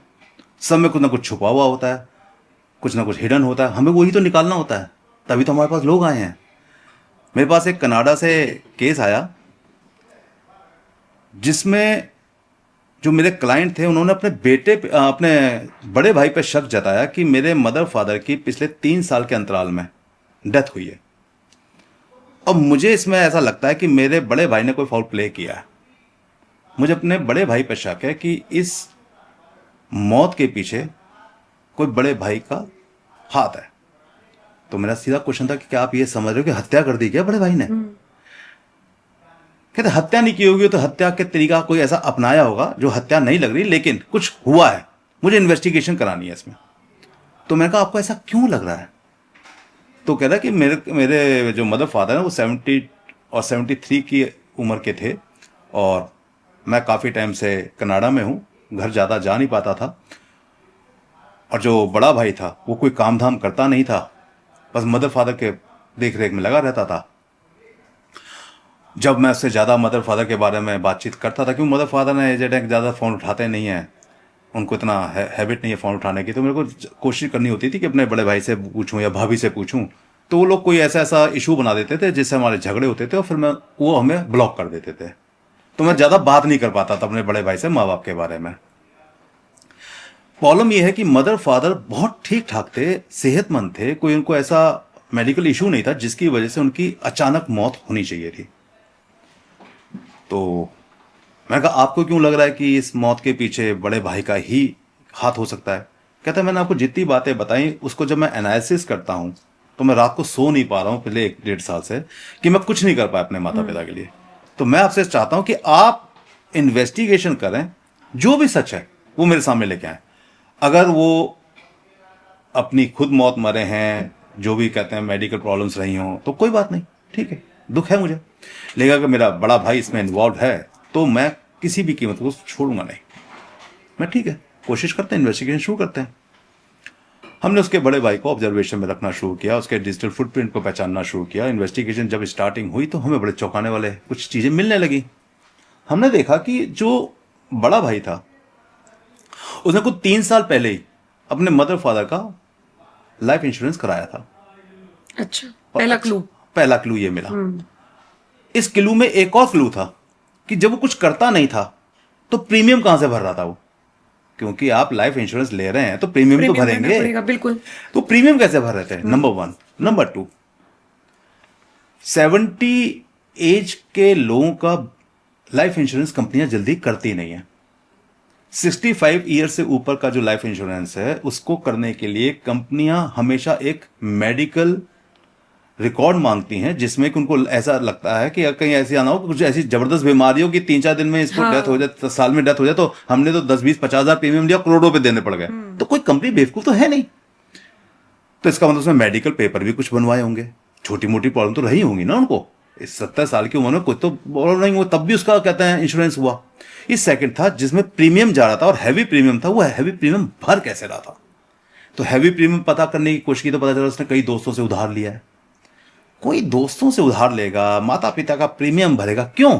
कोई जरूरत नहीं उसे प्रीमियम भरने की, कोई इंश्योरेंस कराने की जरूरत नहीं है भाई। वो तो अपने ऊपर एक तरीके से लायबिलिटीज ले रहा है ना प्रीमियम जबकि वो कुछ कमाता नहीं है, कमाता कुछ नहीं है, करता कुछ नहीं है, तो ये प्रीमियम की लायबिलिटीज ले रहा है, इसकी जरूरत नहीं है उसको। तो ये जो प्रीमियम दोस्तों के पैसे से भरने का कहता जो क्लू मिला, ये मुझे कहीं लगा कि कुछ तो गड़बड़ है इसके अंदर, ऐसा कैसे हो सकता है। फिर पता चला कि खर्चा चलाने के लिए इसने अपने मदर फादर की कोई छोटी प्रॉपर्टी थी 70 लाख की, वो बेच दी है, उस पैसे से घर का खर्चा भी चलने लग गया। पहले तो प्रीमियम भरा था, अभी इसने 1 साल पहले प्रॉपर्टी भी बेच दी है, विल भी करवा ली है अपने नाम, सारी प्रॉपर्टीज की, अच्छी खासी प्रॉपर्टी। अब बड़ा छोटा भाई अपना कनाडा में सेटल है अपनी फैमिली के साथ, ज़्यादा इंडिया आना होता नहीं है, लोगों को जल्दी छुट्टियां मिलती नहीं है, मिलती हैं तो 10-15 दिन की मिली, फिर 1 साल 2 साल के बाद आने का मौका मिलेगा, तो आपके पास तरीका क्या है? फ़ोन के ऊपर बात करने का। ये जब सारे क्लू मिलने शुरू हुए तो ऑब्जर्वेशन में देखा कि वो तांत्रिकों के बहुत चक्कर लगा रहा है वहां से। बड़ा भाई, हाँ बड़ा भाई तांत्रिकों को बहुत चक्कर लगा रहा है। अब हमने सोचा कहीं ऐसा तो नहीं है कि इसने कुछ कि मेरा जीवन बेकार चल रहा है, मैं अपने मदर फादर को तांत्रिक ने कह दिया होगा। तांत्रिक आजकल मिसगाइड करते हैं कि भाई तुम्हारे घर में कोई साया है, तुम्हारे मदर फादर के रूप में साया है, तुम्हारे ऊपर भार है, तुम उनको अगर ये भभूति खिला दोगे, अगर वो इस दुनिया को छोड़ जाएंगे तो तुम्हारे दिन सुनहरे हो जाएंगे। पता नहीं किस किस तरीके की कहते हैं, मिसगाइडिंग कर देते हैं। क्योंकि हमने तांत्रिक की रिकॉर्डिंग करी, तांत्रिक के पास गए कि भाई मेरे मदर फादर हैं, बुजुर्ग हैं यार, दुनिया छोड़ते नहीं है, मेरा कुछ काम नहीं चल रहा। हमने वही स्टोरी दूसरे रूप से सुनाई, तो उसने कहा कि मैं तुम्हें भभूति दूंगा, निकल जाएंगे मदर फादर, तुम चिंता मत करो, ये वो हमारे पास क्लू इकट्ठे होने शुरू हुए। मैं कुछ तो गड़बड़ हो रही है, ये ऐसा कैसे हो सकता है कि ये एक तांत्रिक के पास जाके इस तरीके की चीजें ले रहा है और प्रीमियम ये दोस्तों के पैसे से भर रहा है, काम ये कुछ करता नहीं। ये जब सब चेन ऑफ एविडेंस हमने इकट्ठी करनी शुरू की तो पता चला कि मदर फादर बीच में बीमार पड़े, मदर फादर को वो हॉस्पिटल लेके नहीं गया, वहां पे उसने तांत्रिक के द्वारा लाई हुई पुड़िया ही खिलाता रहा और उसी से उनका इलाज चलता रहा। जब हालात ज्यादा खराब हो गए माँ बाप के और छोटे भाई को पता चला कनाडा में, तो उसने अपने रिलेटिव्स को फोन किया कि भाई मदर फादर को इमीडिएटली हॉस्पिटल ले जाओ, मैं पैसे ट्रांसफर कर रहा हूं आपको, जो भी खर्चा पानी है। पैसे ट्रांसफर किए रिश्तेदारों को, रिश्तेदार उसको मदर फादर को वहां पे ले गए, हॉस्पिटल ले गए। पहले फादर गए थे, 1 साल बाद मदर की डेथ हुई थी, अभी हम फादर की बात कर रहे हैं। ठीक है। तो जब फादर को हॉस्पिटल लेके गए तो हॉस्पिटल में डॉक्टर्स ने आईसीयू में एडमिट किया, उसके बाद वेंटिलेटर पे लगा दिया। फिर डॉक्टर्स ने बड़े भाई को कहा कि आप अंदर नहीं जा सकते आईसीयू में। वो आईसीयू में गंगा जल के नाम पर पता नहीं क्या पिलाने चला गया और क्या पिला दिया उसने। सीसीटीवी डॉक्टर्स ने देखा, डॉक्टर ने उसे डांटा कि तुम अंदर कभी नहीं आओगे, तुमने हमारे पूछे बिना क्या कुछ पिलाया। तो उसने कहा जी मैं तो गंगा जल पिलाया। अब हु नोस कि गंगा जल में उसने कोई भभूति में कुछ मिला हुआ कुछ पिला दिया, क्या पिला दिया। फादर की डेथ हो जाती है सुबह। अब फादर की डेथ होती है तो नेचुरली पोस्टमार्टम नहीं होता, क्योंकि हॉस्पिटल में ही वो काफ़ी दिन से रहे होते हैं डॉक्टर की देखरेख में, तो डॉक्टर पोस्टमार्टम नहीं करते। लेकिन जब छोटे भाई को पता चलता है तो 10-15 दिन के बाद वो सीसीटीवी फुटेज निकालता है जिसमें देखता है कि जो बड़ा भाई है वो कुछ पिला रहा है। तो उसने डॉक्टर बोला कि ऐसे कैसे ही कुछ पिला सकता है आईसीयू के अंदर। तो कहता हमने इसे डांटा था, उसके बाद ये फिर अंदर नहीं आया, लेकिन उसके बाद पापा की तबीयत काफ़ी बिगड़ गई, हमने कोशिश की नहीं बचा पाए। यही पैटर्न उसकी मदर की डेथ में भी देखा था, सेम पैटर्न। 1 साल के बाद हमने ये सारी फुटेज, सारी डिटेल्स अपने क्लाइंट को भेजी हुई हैं। क्लाइंट को मैंने कहा कि ऐसा लगता है, क्योंकि पोस्टमार्टम रिपोर्ट हमारे पास आज है नहीं, हमें नहीं पता विभूति में क्या डाल के पिलाया गया है। इसने इंश्योरेंस क्लेम कर लिया है, अच्छा, इसको इंश्योरेंस मिल चुका है। आपने उसमें क्या एक्शन लेना है, क्योंकि कोई भी एक्शन क्लाइंट को लेना होता है, हम नहीं ले सकते। आप सिर्फ बता सकते हैं, हम बता ये सकते हैं, इंफॉर्मेशन दे सकते हैं, क्योंकि एनडीए साइन होता है, नॉन डिस्क्लोजर एग्रीमेंट। उसके अकॉर्डिंग हम नहीं कर सकते कुछ भी कि भाई हम कोई एक्शन लें। या तो हमें हमारा क्लाइंट बोले कि आप मेरे बिहाफ पे, मैं आपको लिख के दे रहा हूं लेटर, अथॉरिटी लेटर, आप एक्शन लीजिए, तो हम एक्शन ले सकते हैं। अगर वो लिख के नहीं दे रहे तो हम एक्शन नहीं ले सकते। तो सारी डिटेल्स हमने भेजी हुई है, देखो वो क्या एक्शन लेते हैं। तो इसमें रिश्तों को तार तार होते देखते हैं, यहां सोसाइटी को बदलते हुए देखते हैं। ऐसे हम इसे कलयुग नहीं बोल देते। सही बात है, और अभी तो शुरुआत है। और अभी शुरुआत है, जहां पे आप सोच नहीं सकते कि कैसे एक दूसरे को लोग सिंपैथी के नाम पे, इमोशन के नाम पे, पैसे के नाम पे, प्यार के नाम पे ठगते ही जा रहे हैं। प्यार के नाम पे तो पूरी दुनिया ठग रही है एक दूसरे को। जितने भी मैट्रिमोनियल केसेस हैं हमारे पास, पोस्ट मैट्रिमोनियल, सब प्यार के नाम पे एक दूसरे को ठगे हुए केसेस हैं। मैं आपसे प्यार करती हूँ, मैं आपसे प्यार करता हूँ, शादी करते हैं, उसके 10-15 दिन, महीने, साल के बाद मैं आपसे प्यार नहीं करती, आप तो मेरी जिंदगी में सबसे बेकार इंसान आए हो। वही इंसान जो सबसे अच्छा होता है वही सबसे बेकार होता है। वही लड़की जो सबसे शानदार होती है वही सबसे बेकार हो जाती है। ये तो हमारे घर घर की कहानी हो चुकी है। अच्छा, एक चीज और मुझे समझनी है कि जैसे आपने अंधविश्वास का जिक्र किया, बुराड़ी वाले केस में क्या था? उस वाले केस में भी आप इन्वॉल्व थे, आपने उसमें कुछ चीजें पता लगाई थी। उस वाले केस में भी क्या अंधविश्वास ही था? देखिए, बुराड़ी वाले केस में होता क्या है कि जो बेटा था उसको ऐसा लगता था मेरे फादर मेरे सपने में आते हैं, मेरे फादर मेरे को बोलते हैं और मेरा घर बहुत पैसे से भर जाएगा अगर मैं इनकी, कहते हैं, इस तरीके से लटका दूंगा, बलि चढ़ा दूंगा। पता नहीं, आदमी माइंड वॉश हो जाता है, कई बार खुद अपने आप को खुद कर लेता है। और लेकिन उस घर में 11 लोग, 11 अलग अलग एज के लोग, बच्चे भी थे और थोड़े बड़े भी थे, जवान भी थे। प्रैक्टिस कराई ना, कैसे हो सकते हैं? पहले उसको, कोई मेरा माइंड वॉश कर सकता है, मेरे से छोटे बच्चे का या मेरे से बड़े का कैसे कर देगा? 11 लोगों का माइंड। होता क्या है, एक दिन की बात नहीं थी ये, 2 दिन की बात नहीं थी, 2 महीने की बात नहीं, जिसमें सालों साल लगे थे।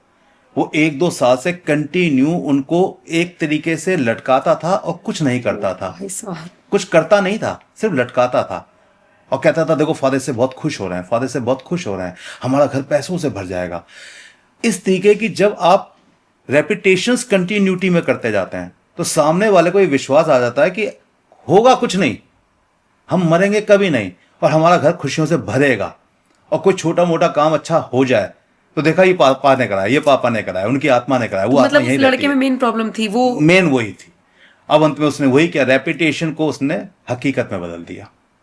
वही रेपिटेशन में सब लटके हुए थे, सबको लगा रेपिटेशंस हैं जो हमेशा ही होती आई हैं, बस एक बार नीचे खिसकाया था सबके सब और खुद भी हो गया। वो तो एकदम रूह कपा देने वाला, 11 लाशें लटकी हुई हैं। आप किसी एक पागल के साथ रहते हैं, एक पागल के साथ, तो हो सकता है वो पागल सबको हार्म कर देगा।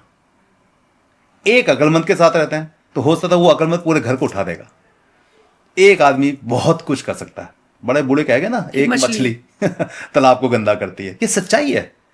अगर एक इंसान घर का शानदार है तो पूरे घर को उठा सकता है। अगर एक इंसान घर का बहुत ही गलत है तो पूरे घर को बर्बाद कर सकता है। कोई दो राय नहीं होनी चाहिए इसके अंदर। तो जो गलत है वो गलत है, उसको दूर कीजिए। जो अच्छा है उसकी इज्जत करिए। बिल्कुल बिल्कुल। सर, ये जो अल्फला वाला पूरा केस हुआ, ये जो डी गैंग, डॉक्टर्स का जो ये गैंग पकड़ा गया, इसमें भी आप जांच की, क्या पाया आपने? देखिए, जो बम ब्लास्ट हुए थे, जब बम ब्लास्ट होते हैं और उससे पहले 360 किलोग्राम फरीदाबाद से कहता विस्फोटक मिलता है, अमोनियम नाइट्रेट। हाँ, और जो वो विस्फोटक मिलता है वो अपने आप में तक घातक नहीं होता, लेकिन जब उसके साथ आप कुछ केमिकल्स मिलाते हैं तो वो ज्यादा घातक हो जाता है। इसलिए उसे कोई घर में रखता है तो इतनी जल्दी कोई प्रॉब्लम भी नहीं आती, क्योंकि वो एग्रीकल्चर में यूज होता है। लेकिन 360 किलोग्राम कोई अपने घर में एग्रीकल्चर इस टाइप का, कहते हैं, अमोनियम नाइट्रेट रखेगा, वो अपने आप में क्वेश्चन था। हमें हैरानगी होती है कि हमारी लोकल पुलिस क्या करती है, एलआईयू क्या करती है, लोकल इंटेलिजेंस क्या करती है। भाई, आप 360 किलोग्राम या 400 किलोग्राम आपके घर में कोई चीज आ रही है, 2-4 बोरियां थोड़ी हैं, कई सारी बोरियां होंगी। तो एलआईयू को नहीं दिख रहा है, लोगों को नहीं पता चल रहा है, इस तरीके की इंटेलिजेंस नहीं आ रही है। मेरा डर ये था कि जो मैंने, कहते हैं, अलग अलग मीडिया इंटरव्यूज में बताया कि वो जो ब्लास्ट हुआ है बॉम्बे, कहते हैं दिल्ली वाला ब्लास्ट है, जो वो ब्लास्ट हो सकता है कि उसी का एक छोटा सा जो अमोनियम नाइट्रेट था उसको ट्रांसफर किया जा रहा हो और उस ट्रांसफर के रूप में वो वहां फट गया हो। डर इस बात का है कि वहां पे जो पकड़ा गया, क्या सर्च में उतना था कि कई जगह ट्रांसफर ऑलरेडी हो चुका है और स्लीपर सेल एक्टिवेट हो चुके हैं। क्योंकि अगर स्लीपर सेल एक्टिवेट हो चुके हैं और अगर ये अमोनियम नाइट्रेट जगह जगह जा चुका है तो ये ऐसे विस्फोट हमें और आगे देखने को मिल सकते हैं। इसलिए हमारी इंटेलिजेंस एजेंसी बहुत तेजी से काम कर रही थी और एक तरीके बर्स्ट कर दिया उन्होंने, इसमें कोई दो राय नहीं है। इस पूरे नेक्सस को बर्स्ट किया है, क्योंकि जब तक आप ये नहीं समझेंगे कि वहां पे कौन सा केमिकल यूज हुआ है, किस तरीके के मॉड्यूल यूज हो रहे हैं, किस तरीके के टेररिस्ट यूज हो रहे हैं, किस तरीके के लोग यूज हो रहे हैं, तो जैसे आपको पता चला कि एक डॉक्टर की कौम बन गई है इस स्पेशल काम करने के लिए, हॉस्पिटल है और ये केमिकल है और ये कहां से आ रहा है, कहाँ पे पकड़ा जा रहा है। 2000 किलोग्राम आपका कहते हैं श्रीनगर में पकड़ा गया, 360 किलोग्राम यहाँ वो गुजरात में पकड़े गए, वो 3 जो गुजरात रिसिन में, नाम का yes. वो बना रहे थे। बिल्कुल। तो अब रायसेन, अब आप सोचो रायसेन कितना खतरनाक जहर हो सकता मास था। मर्डर। हाँ, कि अगर वो किसी की पानी की टंकी में मिला दिया जाए तो जब तक लोग समझेंगे तब तक तो हजारों लोग मर चुके होंगे। भाई मान लो आज मैं अपने घर में पानी पी रहा हूँ और मुझे कोई प्रॉब्लम है, मैं गिर गया, तो ये प्रॉब्लम मैं 10 घरों में थोड़ी जाके बताने वाला हूँ, मैं तो हॉस्पिटल ही जाऊंगा ना। सही बात। तो पता चला हॉस्पिटल में लाइन लगी हुई लोगों की, और कहेंगे नई बीमारी आ गई है। नई बीमारी आ गई। जब तक लोग समझेंगे, जब तक इन्वेस्टिगेशन होगी, तो आपको समझना पड़ेगा कि कितना बड़ा नेक्सस काम कर रहा है इसके ऊपर। तो ये सब चीज चल रही है हमारे देश के अंदर। अच्छा, जब बतौर डिटेक्टिव आप काम कर रहे हैं और इसमें बहुत इंपॉर्टेंट होता है आप लोगों के लिए बॉडी लैंग्वेज पढ़ना, मतलब आप जिस तरीके से सामने वाला रिएक्ट कर रहा है, तो इन सारे केसेस को पहले नहीं सुलझाया जा सकता है। मुझे लगता है ये बहुत इम्प्रैक्टिकल सा क्वेश्चन है, नहीं पुलिस हर जगह पहुंच सकती है, नहीं एजेंसीज, लेकिन फिर भी कुछ जगहों पर क्या ऐसा पॉसिबल नहीं है कि धीरे धीरे शुरू किया जाए? मान लीजिए मैं कोई क्राइम करने जा रही हूँ, आप मुझे नहीं पकड़ पाएंगे, लेकिन पहले मेरा बॉडी लैंग्वेज ऐसा पता लग जाए। देखिए मुझे डिटेक्टिव्स इसमें कितना हेल्पफुल साबित हो सकते हैं? देखिए पुलिस ना एक इंटेलिजेंस है सरकार की। अगर प्राइवेट डिटेक्टिव से आप काम लेते हैं तो प्राइवेट डिटेक्टिव कोई ऐसी बॉडी नहीं जो सरकार की बॉडी है। आप किसी के अधीन नहीं आते हैं। तो सरकार सोचती है, पुलिस सोचती है कि हम प्राइवेट डिटेक्टिव से अगर मदद लेंगे तो पहले वो अपना हित सोचेगा, अच्छा, हाँ, उसके बाद वो हमारे लिए काम करेगा। तो ये जो सोच है, ये प्राइवेट डिटेक्टिव से काम लेने के लिए तैयार नहीं होगी पुलिस। पुलिस अपने उस केस में काम लेने की कोशिश करती है जहां पे उन्हें ग्राउंड इंटेलिजेंस चाहिए, क्योंकि पुलिस का रोल कब शुरू होता है इस सोसाइटी में? जब क्राइम हो जाता है। क्राइम हो गया, पुलिस शुरू। डिटेक्टिव का रोल कब शुरू होता है इस दुनिया के अंदर? पहले, उससे बहुत पहले। भाई आपको शक हो गया, आपको लगता है कि ऐसा कुछ हो सकता है, तो आप पुलिस के पास ही जा सकते हैं। जब क्राइम ही नहीं हुआ तो पुलिस आपकी क्या मदद करेगी? तो आपको प्राइवेट डिटेक्टिव की मदद लेनी होती है। अगर पुलिस को लगता है, ग्राउंड इंटेलिजेंस को लगता है कि इस एरिया में कुछ ऐसी चीजें हो रही हैं, आप प्राइवेट डिटेक्टिव की मदद लें, उस एरिया के प्राइवेट डिटेक्टिव की मदद ले लें। आप हो सकता है कि किसी हर जगह प्राइवेट डिटेक्टिव की मदद नहीं ले सकते, लेकिन जहां जहां जो एरिया प्राइवेट डिटेक्टिव के 10-20 किलोमीटर के रेडियस में आता है, वहां आप मदद ले सकते हैं। मुझसे मदद कई बार ली गई है। हमारे जहां मेरा ऑफिस है उस एरिया में ड्रग्स डीलर्स बहुत हैं। ओके। तो कई जगह से पुलिस आई है, उन्होंने बोला कि हमने पता किया था कि लोकल कोई प्राइवेट डिटेक्टिव, तो मेरे पास आया, तो उन्होंने बोला कि देशवाल जी ये एक ड्रग रैकेट है, इसमें ये निग्रोज हैं और हमें ये नहीं मिल रहा है, क्योंकि निग्रो की शक्ल ना एक सी होती है, तकरीबन जल्दी से हम पहचान नहीं पा रहे हैं। और हमने एक लोकेशन निकाली, आप पता करिए कि ये निग्रो कहाँ रहते हैं, क्योंकि हमारे पुलिस वाले यहाँ जाएंगे, ढूंढेंगे तो उनको शक हो जाएगा, लेकिन आपके जो लड़के यहाँ पे जो सुबह शाम रहते हैं वो ढूंढेंगे तो उन्हें शक नहीं होगा। और वही हुआ, हमने 3 दिन में उनको ढूंढ निकाला कि वो इस घर में किराए पे रह रहे हैं। रात को 12 बजे हमारे लड़कों ने ले जाकर निगरों को पकड़वा दिया। जब निगरों को पकड़ा गया तो रंगे हाथ ही उनके पास काफी सारे ड्रग्स मिल गए, तो पुलिस ने मदद ली। आज भी पुलिस ने मुझे बहुत कहता है, मेरे लिए जो SHO है बहुत खुश है इस बात से कि यार संजीव जी अगर आप ना होते तो हम शायद इन लोगों को नहीं पकड़ पाते। और इन एक्सेस बढ़ता चला जाता। होता क्या है कि प्राइवेट आपको हर प्रोफेशन में उसके बेस्ट जो लोग हैं उनकी मदद लेनी चाहिए। बिल्कुल बिल्कुल। डॉक्टर्स भी लेते हैं अपने सीनियर डॉक्टर्स की, अलग डॉक्टर्स की। अगर कोई प्रॉब्लम ऐसी आ जाती है जहां पे उनको लगता है कि ऑपरेशन के अंदर इस डॉक्टर को बुलाया जाए तो बुलाते हैं। बिल्कुल, जो एक्सपर्ट है वो आ जाए। एक्सपर्ट को बुलाते हैं, मीडिया एक्सपर्ट्स को बुलाती है, अब ये जानने के लिए कि इस केस में क्या बेहतर हो सकता है। इसलिए मुझे भी कई बार बुलाया गया है।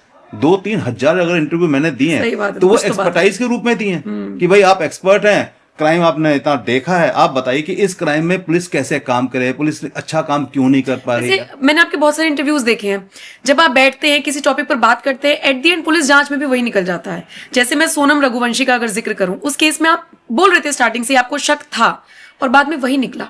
कैसे डिटेक्ट किया आपने, कैसे शक हुआ? क्योंकि एक लड़का लड़की हनीमून पे जा रहे हैं, कोई एक्सपेक्ट नहीं कर सकता कि वो लड़की थोड़ी देर पहले अपनी सास से बात कर रही है कि हाँ सब ठीक है, हाँ वो ऊपर चढ़ने के लिए बोल रहे हैं और ये सब खाना वाना खा लिया, और फिर उसके बाद खबर आती कि ये लड़की जो अपनी सास से कुछ घंटे पहले बात कर रही थी उसने मार दिया। देखिए सोनम रघुवंशी और राधा रघुवंशी के केस के अंदर एक बहुत इंपॉर्टेंट चीज थी जो पुलिस से छूट रही थी या लोगों से या मीडिया से छूट रही थी, वो मुझसे नहीं छूटी। जब मैं इस केस को समझ रहा था तो मैंने देखा कि राधा रघुवंशी की हत्या हो जाती है, सोनम रघुवंशी वहां से गायब हो जाती है, ऐसा प्रिडिक्ट किया जाता है कि सोनम रघुवंशी को मार के कहीं फेंक दिया होगा, नदी नदी में बह गई होगी, नेपाल पहुंच गई होगी, या उसका किडनैप कर लिया होगा। मेरा कहना यह था कि एक जो बॉडी स्पॉट हुई थी सीसीटीवी में राजा रघुवंशी की और सोनम रघुवंशी की होटल के अंदर, वो जो ड्रेस पहन रखी थी सोनम रघुवंशी ने, जो ओवरकोट पहन रखा था व्हाइट कलर का या कुछ ऐसी टी शर्ट पहन रखी थी, वो राजा रघुवंशी के वहां पर मिली है, क्राइम सीन पर मिली थी। मैंने कहा ये कैसे हो सकता है कि जो हत्यारा है अपना हथियार भी वहां छोड़ के जाए और साथ में सोनम रघुवंशी को उठा के ले जाए और उसके ऊपर वाले कपड़े वहां छोड़ के जाए। तो क्या आप ये सोचते हो कि जो हत्यारा था वो सोनम रघुवंशी के कोई स्पेशल कपड़े लेके आया था कि भाई तू ये कपड़े पहन ले, मैं ये कपड़े तेरे छोड़ के जाऊंगा, और हथियार इसलिए छोड़ गया कि आगे हम सोनम रघुवंशी को उठा के ले जा रहे तो हमें कोई ऐसा आदमी नहीं मिलेगा जहां हमें हथियार चाहिए। तो मुझे ऐसा लग रहा था कि यहाँ पे कोई फाउल प्ले हुआ है कि सोनम रघुवंशी यहाँ पे थी ये दिखाने के लिए उसके कपड़े छोड़े गए हैं, उसके कपड़े छोड़े गए।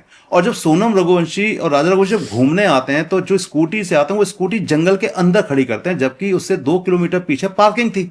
अरे भाई मैं भी अपनी वाइफ के साथ घूमने जाऊंगा, अगर मैं वहां पे कोई स्कूटी हायर करता हूं तो मैं जंगल में थोड़ी लगाऊंगा, मुझे डर लगेगा जंगल में कोई उठा के ना ले जाए या कोई गैप ना हो जाए। मैं तो एथोराइज पार्किंग के अंदर लगाऊंगा ना। तो पार्किंग के अंदर नहीं मिली स्कूटी, वो जंगल के अंदर मिली। जंगल के अंदर इसलिए डाली गई थी ताकि काफी टाइम तक पुलिस डिटेक्ट ना कर पाए, ढूंढ ना पाए उन लोगों को, और उस उतने बीच में सोनम रघुवंशी कहीं दूर चली जाए। और वो हुआ भी, उसने ट्रेन पकड़ी, दूर भी चली गई। तो ये जो सारे स्पॉट्स दिख रहे थे, ये जो सारी चीजें दिख रही थी, मुझे महसूस कर रही थी कहीं सोनम रघुवंशी इसके अंदर कहीं इन्वॉल्व है, 100% इन्वॉल्व है। और वो कंटिन्यू इंटरव्यू मेरे चलने शुरू हुए लगातार हर चैनल्स के ऊपर। कुछ दिनों के बाद सोनम रघुवंशी पकड़ी गई, और जिस दिन सोनम रघुवंशी पकड़े गए उसी दिन मैंने सुबह भी ये कहा था कि अगर सोनम रघुवंशी जाएगी तो कम से कम 300-500 किलोमीटर के रेडियस में वो नेपाल नहीं पहुंची होगी, उसने कोई ना कोई ड्रेस बदली होगी, कहीं ना कहीं वो टीवी में सीसीटीवी में स्पॉट होगी किसी रेलवे स्टेशन के ऊपर, किसी जहां से बसें पकड़ी जाती हैं, जहां से कारें रेंट पे ली जाती हैं, वो रेलवे स्टेशन पे स्पॉट भी हुई। तो वो जो पॉइंट्स हैं वो आपके दिमाग में इसलिए आते हैं क्योंकि आप इतने सालों से क्राइम सीन को कंटिन्यू देख रहे हैं, ऑब्जर्व कर रहे हैं, उसी में जी रहे हैं, हर वक्त आप उसी में जी रहे हैं, उसी को सोच रहे हैं, तो नेचुरली आपको ये सब चीजें दिखेंगी ही दिखेंगी। अच्छा देशवाल जी, एक बात और बताइए, जैसे अब 35 साल, इतना लंबा टाइम हो गया है इस प्रोफेशन में, तो जब आप अपनी निजी जिंदगी जी रहे होते हैं, जब आप अपनी जिंदगी में अपने बच्चों के साथ, फैमिली के साथ होते हैं, तो आपने कभी निकलते होंगे तो हर किसी को शक की निगाहों से देखते होंगे, तो कोई आपसे कहे कि तुम भी बड़े नहीं नॉर्मल हो जाते हैं? यहाँ पे बिल्कुल अलग है हम लोग। अपने घर में हम अपने बच्चों के लिए माता पिता हैं, अपनी वाइफ के लिए एक अच्छे हस्बैंड हैं, दोस्तों के अच्छे दोस्त हैं। जब सारा दिन ब्रेन में चलता रहता होगा कोई ना कोई केस, वो केस ही चलता है, वो एक टास्क चलता है। देखिए आपने किसी चीज के लिए आपको हायर किया गया, आपको पैसा दिया गया, आपके पास उसकी एक्सपर्टाइज है, तो आप उस काम पे सोच रहे हैं, ना कि आप ये देख रहे हैं कि मेरी बेटी क्या कर रही है, मेरा बेटा क्या कर रहा है, मेरी पत्नी क्या कर रही है। अगर आप ये देख रहे हैं तो फिर आप वहां से मिस हैं, आप उस जगह से निकल आए हैं, क्योंकि आपने जिस काम को करना है उस काम को आप नहीं कर रहे हैं, आप यूजलेस कामों के ऊपर नजर रख रहे हैं। तो आप जब तक फोकस नहीं है अपने प्रोफेशन के अकॉर्डिंग, आप अपने प्रोफेशन को जस्टिफाई नहीं कर रहे हैं। मुझे किसी ने हायर किया कुछ पता करने के लिए, और मैं उस चीज को पता करने की जगह, मेरे पास तो एक ही माइंड है, 500 माइंड तो है नहीं मेरे पास। अगर मैं उस माइंड के अंदर उस सिचुएशन को हैंडल करने के लिए नहीं सोच रहा हूं, और मैं सिर्फ अपनी फैमिली, अपने दोस्त, अपनी वाइफ, अपने इनके चारों तरफ मेरी लाइफ घूम रही है एक डिटेक्टिव की तरह, तो वहां से जस्टिफाई, तो मैं वहां से जस्टिफाई कहां कर पाऊंगा? तो मुझे अगर वहां जस्टिफाई करना, और वैसे भी यहाँ जस्टिफाई करने की जरूरत नहीं, मेरे को यहाँ मेरी फैमिली है, मुझे पता है मेरी फैमिली कहती है। अगर मैं अपने आप को डिटेक्टिव मानता हूँ, समझता हूँ कि यार मैं एक अच्छा डिटेक्टिव रहा हूँ, इतने साल से काम कर रहा हूँ, क्या मैं अपनी फैमिली को आज तक नहीं समझ पाया? और अगर अपनी फैमिली को नहीं समझ पाया तो उसकी एक ही वजह हो सकती है, जरूरत से ज्यादा विश्वास। करेक्ट, जरूरत से ज्यादा विश्वास। हम ऑफिस में एम्प्लॉय होते हैं, हम अपने एम्प्लॉय को कई बार नहीं समझ पाते हैं, बिल्कुल, वजह एक ही हो सकती है, जरूरत से ज्यादा विश्वास। तो विश्वास को जब कोई दगा देता है तो नुकसान तो वो ही ज्यादा पाता है, हम थोड़ी नुकसान पाते हैं। मान लीजिए किसी ने आपसे 500 रुपए मांग लिए, एक गलत नियत से उसने 500 रुपए मांग लिए और आपको वापस नहीं किए, 500 नहीं 5000 मांग लिए, उसने वापस नहीं किए। आप बड़े लकी हैं कि आपके 5000 लेके गया है वो, पता नहीं किससे 50 लिए होंगे। अगर उसने 50 लाख आपसे मांगे होते, 5 लाख रुपए अगर उसने मांगे होते और 5 लाख रुपए वो आपको नहीं देता तो आपको बहुत बड़ी चोट लगती। अच्छा है, छोटे पैसे लेके आपसे दूर चला गया। ऐसे ही कोई आपके साथ रहता हुआ आपको दगा दे गया, अपनी खुदगर्जी की वजह से आपसे दूर जा रहा है, अच्छा है, आपकी किस्मत अच्छी है, आप बच गए। अगर वो आपको ऐसे रास्ते पे जाके छोड़ता जहां से आपका लौटना मुश्किल होता, ज्यादा दिक्कत होती तो है। आपको ज्यादा दिक्कत होती। तो इसलिए दगा करने वाला हमेशा मात खाता है। सही बात है, बिल्कुल सही बात जिसको दगा मिला वो मात नहीं खाता, वो तो उसको तो एक बार झटका लगा, वो तो एक बार वो झटका सीख लगता गया। है, वो बेहतर हो जाता है। क्योंकि आप कब बेहतर होते हैं? जब आप गिरते हैं। आप बिना गिरे जिंदगी भर चलते रहेंगे, आपको क्या पता गिरने का मजा क्या होता है, और गिर के संभलने और का। गिरने का संभलने का। तो आपको गिरना चाहिए, आपको ये लोग आपको सिखाने आते हैं, आपको सीखना चाहिए ऐसे लोगों से। तो हर वक्त डिटेक्टिव बने रहना कोई जरूरी नहीं है। आपको अपने प्रोफेशन से जस्टिफाई करना चाहिए, क्योंकि वहां पे आप आंसरेबल हैं, आपने एक हैवी अमाउंट चार्ज किया हुआ है, आप पे वो विश्वास करते हैं, आपकी इंफॉर्मेशन पे वो अपनी लाइफ के साथ जस्टिस करने वाले हैं। तो इसलिए आपको वहां पे काम ज्यादा करना चाहिए, ना कि दोस्त, फैमिली या हर जगह इन्वेस्टिगेटर। बिल्कुल। अच्छा, जैसे हम पिक्चरों में देखते हैं या हमने रियल लाइफ स्टोरीज सुनी है, हम जासूसों का जिक्र करते हैं, हम रॉ एजेंट्स का जिक्र करते हैं, तो हमारे मन में बहुत सारे कैरेक्टर्स आते हैं, जैसे ब्योमकेश आ जाते हैं, करमचंद आ जाते हैं, अजीत डोभाल के कितने किस्से हैं, कैसे उन्होंने जाकर सब चीजें की हैं। आप इनमें से सबसे बेस्ट किसको मानते हैं? आपने अभी तक अपना उस्ताद किसी को नहीं माना, आपने कहा आपने खुद से शुरू किया, लेकिन कहीं से कुछ तो लगता हो कि ये आदमी गजब है। देखिए, सुनने से हम किसी को गजब माने तो फिर हम अपनी पर्सनैलिटी के साथ जस्टिफाई नहीं कर रहे। भाई किसी ने मुझे बताया वो ऐसा है, वो ऐसा है, वो वैसा है, मैं ऐसा वैसा मानने से उसको अपना उस्ताद मान लूं, मेंटोर मान लूं, हाउ कैन इट पॉसिबल? जब तक मैं उसके साथ नहीं रहा हूं, उसको जानता नहीं, उसको पहचानता नहीं। लेकिन उसके बावजूद भी डोभाल जी का मैं बहुत कहते हैं फैन हूं, क्योंकि वो आज भी काम कर रहे हैं। अप्रॉक्स मेगा 75-80 के आसपास उनकी एज होगी, 70 के आसपास वो दूर होंगे, है ना। उसके बावजूद देश के लिए काम कर रहे हैं, नॉलेज है उनके पास, एक्सपीरियंस उनके पास। आप रियल डिटेक्टिव उनको मान सकते हैं, इसमें कोई दो राय नहीं, रियल डिटेक्टिव है वो। क्योंकि हमारे प्रोफेशन में गलती की सजा क्या है? 2-4 साल की जेल, क्लाइंट हाथ से निकल जाएगा, एक्सपोज हो जाएंगे, गलती की सजा यही है ना। लेकिन जो डोभाल साहब कर रहे हैं उसमें गलती की सजा मौत हो सकती है। बिल्कुल बचे हैं वो कई बार। आप देश से बाहर जा रहे हैं, स्पाई कर रहे हैं, सामने वाले को अगर ये पता चल जाता है कि आप स्पाई हैं, तो वहां पे आपको 2-6 महीने साल की सजा नहीं है, मतलब ही नहीं। वहां कोई 10-20-50 लाख का नुकसान नहीं है, वहां आपको अपनी जिंदगी देनी पड़ेगी। तो जहां जिंदगी देने पर आप इन्वेस्टिगेशन करते हुए बचे रहते हैं, वो तो इज्जत के बिल्कुल। काबिल हैं।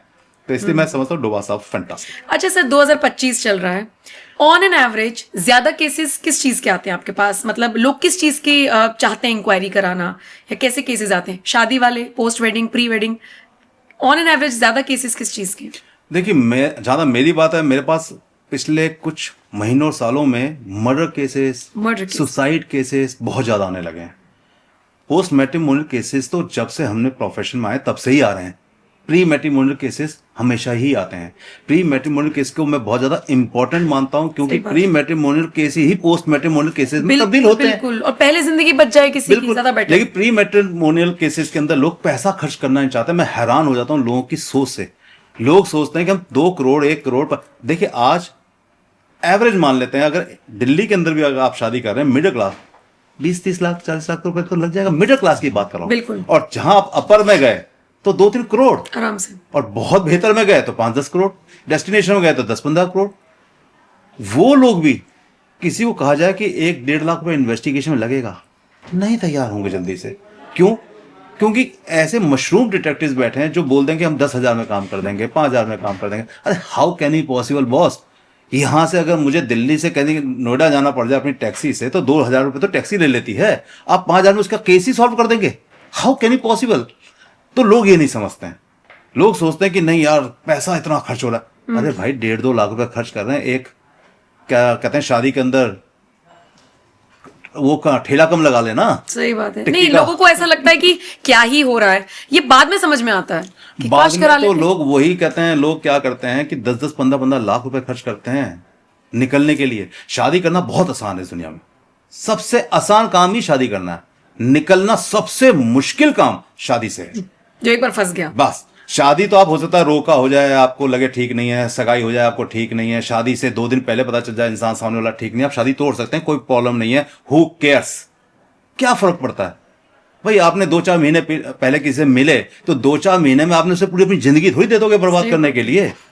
लेकिन अगर शादी के बाद सिक्के कहते हैं पत्ते खुलने शुरू हुए, तब आप क्या करोगे? तब आपके पास सिर्फ रोने के अलावा कुछ नहीं है। कई लड़कियां तो बेचारी घर से मजबूत नहीं होती हैं।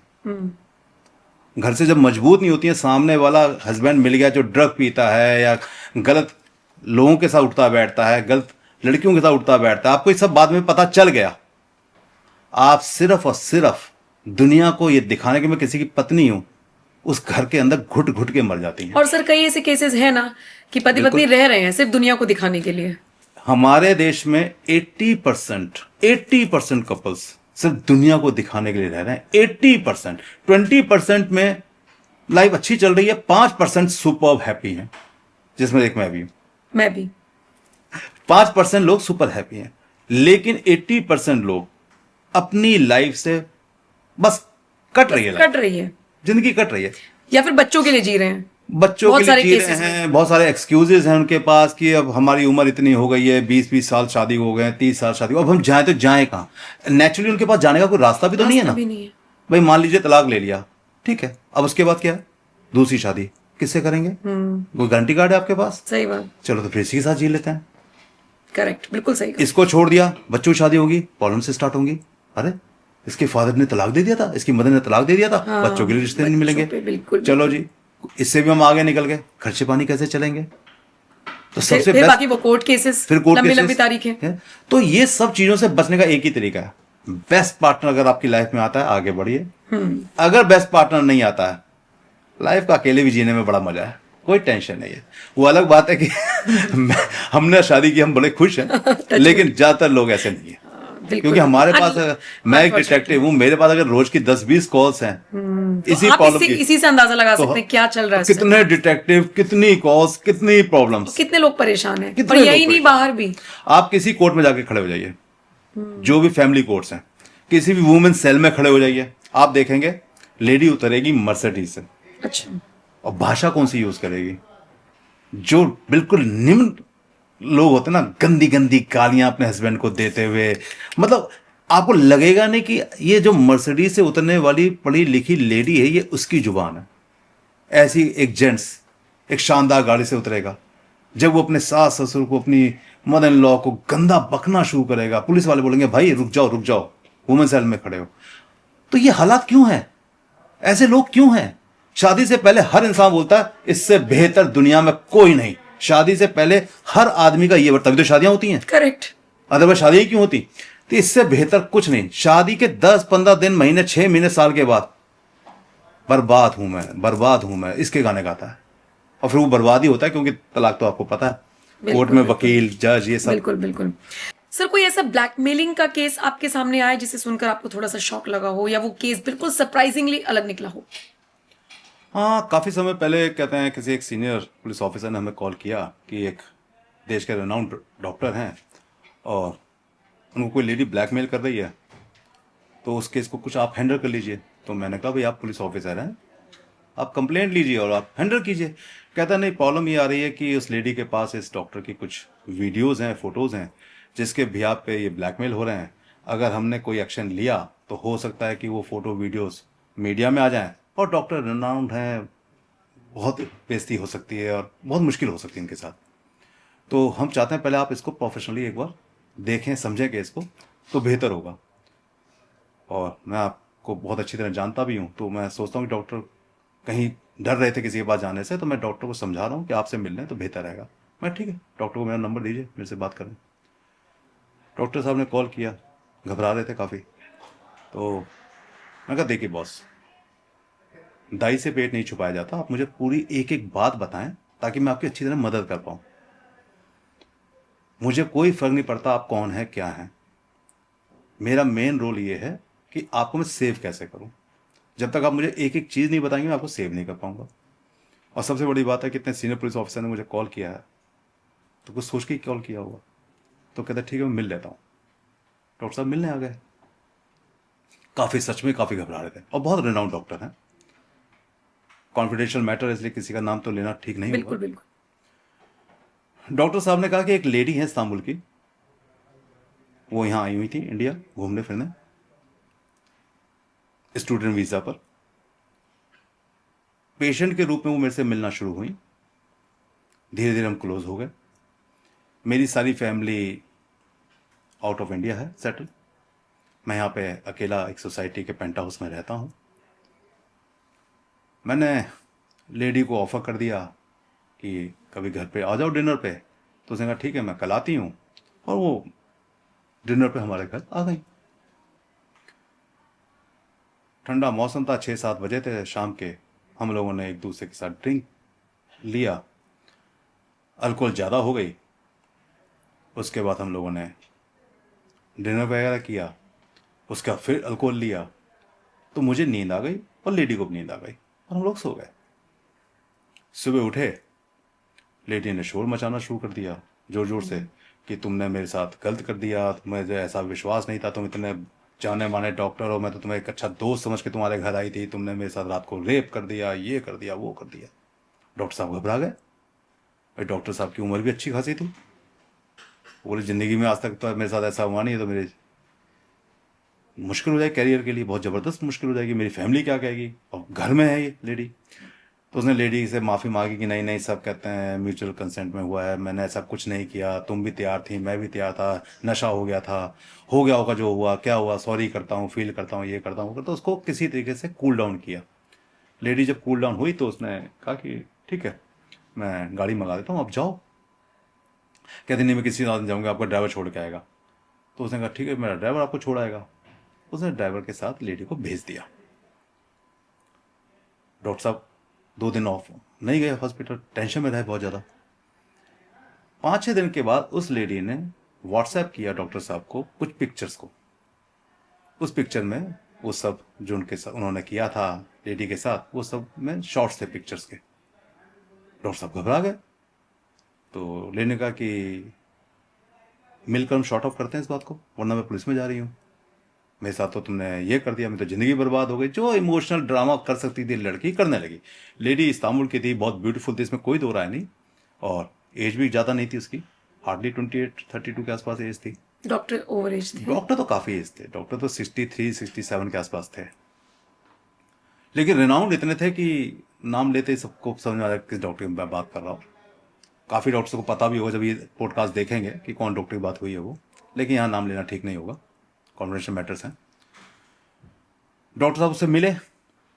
उसने सीधा कहा कि मैं बर्बाद हो गई हूँ और मुझे इंडिया छोड़ना है और मुझे कुछ पैसे की ज़रूरत है, आप मेरी मदद कर दो, क्योंकि मैं तो ये सोच के आई थी कि मैं यहाँ रहूँगी, नौकरी करूँगी, कमाऊँगी, लेकिन अब तो मेरी लाइफ ही बर्बाद कर दी है सब करके, तो मुझे तो यहाँ से जाना है।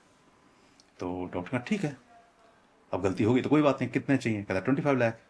तो कहता ठीक है मैं 2-4 दिन में आपको देता हूँ। डॉक्टर साहब ने अपना अरेंज किया, उसको फ़ोन किया कि भाई ये 25 लाख रुपीज़ लो और ये सब खत्म करो मैटर। कहते हाँ ठीक है मैटर खत्म, और 25 लेके लेडी चलती बनी। कोई 10-15 दिन के बाद में फिर व्हाट्सएप किया कि नहीं नहीं मेरे घर में बहुत प्रॉब्लम्स हैं और मेरे को वहाँ मदर का ऑपरेशन कराना है, और मैं तो यहाँ क्या सोच के आई थी 25 लाख में क्या होगा, मुझे तो 3 करोड़ रुपए चाहिए। अब उसकी डिमांड बहुत हैवी थी, 3 करोड़ रुपए चाहिए। अब डॉक्टर के यहाँ पसीना छूट गया, इतनी रकम मैं कहाँ से लेके आऊँगा, ये तो बहुत बड़ा अमाउंट हो गया, इसके लिए तो मुझे कोई प्रॉपर्टी निकालनी पड़ेगी, कैश तो मेरे पास इतना है नहीं, बैंकों में तो इतना है नहीं, लोन में ले नहीं सकता। अब डॉक्टर ने अपने किसी जज दोस्त को फोन किया। जज ने कहा भाई पुलिस वाले के पास भेज देता हूँ, वो आपकी समस्या को संभाल पाएंगे। पुलिस वालों के पास गए तो पुलिस वालों ने कहा नहीं यार, उसके बाद वीडियोज हैं भाई, अगर मैं तुम्हारी कोई मदद करूंगा ऑफ द रिकॉर्ड तो मैं भी लपेटे में आ जाऊंगा, तो आप एक काम करो कि डिटेक्टिव का नाम नंबर देता हूँ, उनके पास जाओ। उन्होंने मेरा नंबर दे दिया, इसलिए मैं देशवाली आपके पास है, मैं बताओ क्या करूँ, मैं 3 करोड़ कहाँ से लाऊं। मैं डॉक्टर साहब गलती तो आपने की है, लेकिन अब इसमें निकलना भी जरूरी है, क्योंकि आप 3 करोड़ भी दे दोगे तो आप तो वो गाय हो जिसका दूध निकलता रहेगा जब तक बिल्कुल। आपके पास है। जब तक आप आत्महत्या नहीं कर लोगे, जब तक आप एक्सपोज नहीं हो जाओगे, तब तक ये लेडी आपसे पैसा लेती रहेगी। और मुझे लगता है कि कहीं तो रुकना होगा। रुकना तो आपको 25 पे ही था, लेकिन आप रुके नहीं, आपने तो दे दिए डर के मारे कि भाई चलो स्टोरी खत्म हो जाएगी। लेकिन जो ब्लैकमेलर का स्टाइल है, जो पैटर्न है, एक बार छोटा पैसा निकालते हैं, उसके बाद देखते हैं कि हाँ ये डरता है और पैसा देता है, फिर उसके साथ फिर पैसा निकालना शुरू करते हैं। और अब उसने 3 करोड़ की डिमांड की है, अगली बार 5 करोड़ या 10 करोड़ या आपका कहीं से भी पेंट हाउस लाते तो- बिकवाएगी, या आपका पेंट हाउस बिकवाएगी जो 20-25 करोड़ का है। तो कुछ करना पड़ेगा। कहता बताओ देशवासी, मुझे किसी भी तरीके से निकाल दो। घुटनों के बल बैठ गया डॉक्टर, कहता मुझे किसी भी कीमत पे इस प्रॉब्लम से निकाल दो, मैं जिंदगी भर याद रखूंगा। ये अलग बात है, डॉक्टर ने पूरी फेस से आज तक नहीं दी। ये दुनिया है, मैं कहा दुनिया है। सुनेंगे डॉक्टर साहब। हमने भी कभी दोबारा फोन नहीं किया। वो केस क्लाइंट आया गया, उसकी मदद हो गई ना, हम मदद करने बैठे थे, हमने अपना काम किया, हमने जस्टिफाई किया। तो एनीवे, तो मैंने कहा आप एक काम कीजिए, उस लेडी को मीटिंग के लिए बुलाइए। कहते उससे क्या होगा? मैं कहा उस मीटिंग में मैं आपको कुछ क्वेश्चंस दूंगा, वो मीटिंग में आप क्वेश्चन बोलने हैं, उसके जवाब सुनने हैं, और ये सब ऑडियो वीडियो रिकॉर्ड में आएगा।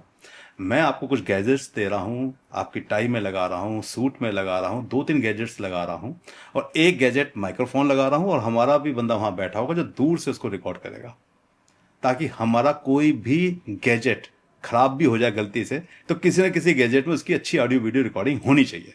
The done. एक्सपेंसेस मैंने कहा ये, कहता हाँ डन, कोई बात नहीं। क्लाइंट को हमने, डॉक्टर साहब को हमने भेजा मिलने के लिए, लेडी को बुलाया गया, लेडी आई, लेडी ने आते ही अपना डिनर का ऑर्डर दिया, डिनर करते हुए कि हाँ भाई मेरे 3 करोड़ का क्या हुआ। अब डॉक्टर को मैंने कहा था कि आपने क्या क्या करना है। पहला क्वेश्चन, जो हमारे बीच में हुआ वो म्यूचुअल कंसेंट था। नंबर 2, इस बात को 1 महीने से ज़्यादा हुआ, तुम पुलिस में क्यों नहीं गई? अगर मैं गलत था तो तुम क्यों नहीं गई? नंबर 3, तुमने ऑलरेडी मेरे से 25 लाख इस तारीख को लिए हैं, क्योंकि आपकी बैंक डिटेल बता रही है कि आपने अपने बैंक से विड्रॉल किए हैं काफ़ी पैसा। तो वो पैसा ये अगर बोलती है कि हाँ मैंने लिए हैं, या चुप रहती है, तो ये कहीं ना कहीं कंसेंट आ गया कि इसका, कि इसने आपसे पैसे लिए हैं, तो वो एक चेन बनेगी। ठीक है। मैं चेन बनाना चाहता हूं यहाँ पे। कहता ठीक है। 4th, आप मेरे से इतना पैसा दोबारा मांग रही हो, क्या गारंटी है कि आप मेरे से दोबारा पैसा नहीं मांगोगे? 4th और 5th, क्या आपका कोई सेक्स रैकेट है जो आप ये सब करती हो, मेरे को आपने ट्रैप कर लिया था और मैं गलती से फंस गया हूं? ये सारी बातें आप करोगे, डेट टाइम बोलते रहोगे, मैंने इस तारीख को आपको दिया था, देखो आज इतने दिन हो गए हैं। ऑलरेडी डेट्स वीडियोस में भी आ रही हैं और आपके मुंह से भी बोली जा रही हैं, तो ऑथेंटिसिटी बढ़ती जा रही है हर चीज की। कहता डन। पौना घंटा उनकी मीटिंग चली, इस सारे क्वेश्चन के आंसर आए कि 25 लाख रुपए दिए थे, मैंने बताया था मेरी फैमिली को प्रॉब्लम है, मैं इतने यहाँ काम करने आई थी, तो उसका मेरे को आपने 25 लाख रुपए दे दिए, तो क्या हो गया? तो खर्च हो गए, खत्म हो गए, अब मुझे 3 करोड़ चाहिए, मेरे घर में काम है, ये है वो है। वो सारी चीजें ऑडियो वीडियो रिकॉर्ड के फॉर्मेट में आ गई, और साथ में चेन बन गई कि उस लेडी उसके घर गई थी, और जो कहते हैं रेप हुआ था वो रेप नहीं था, म्यूचुअल था।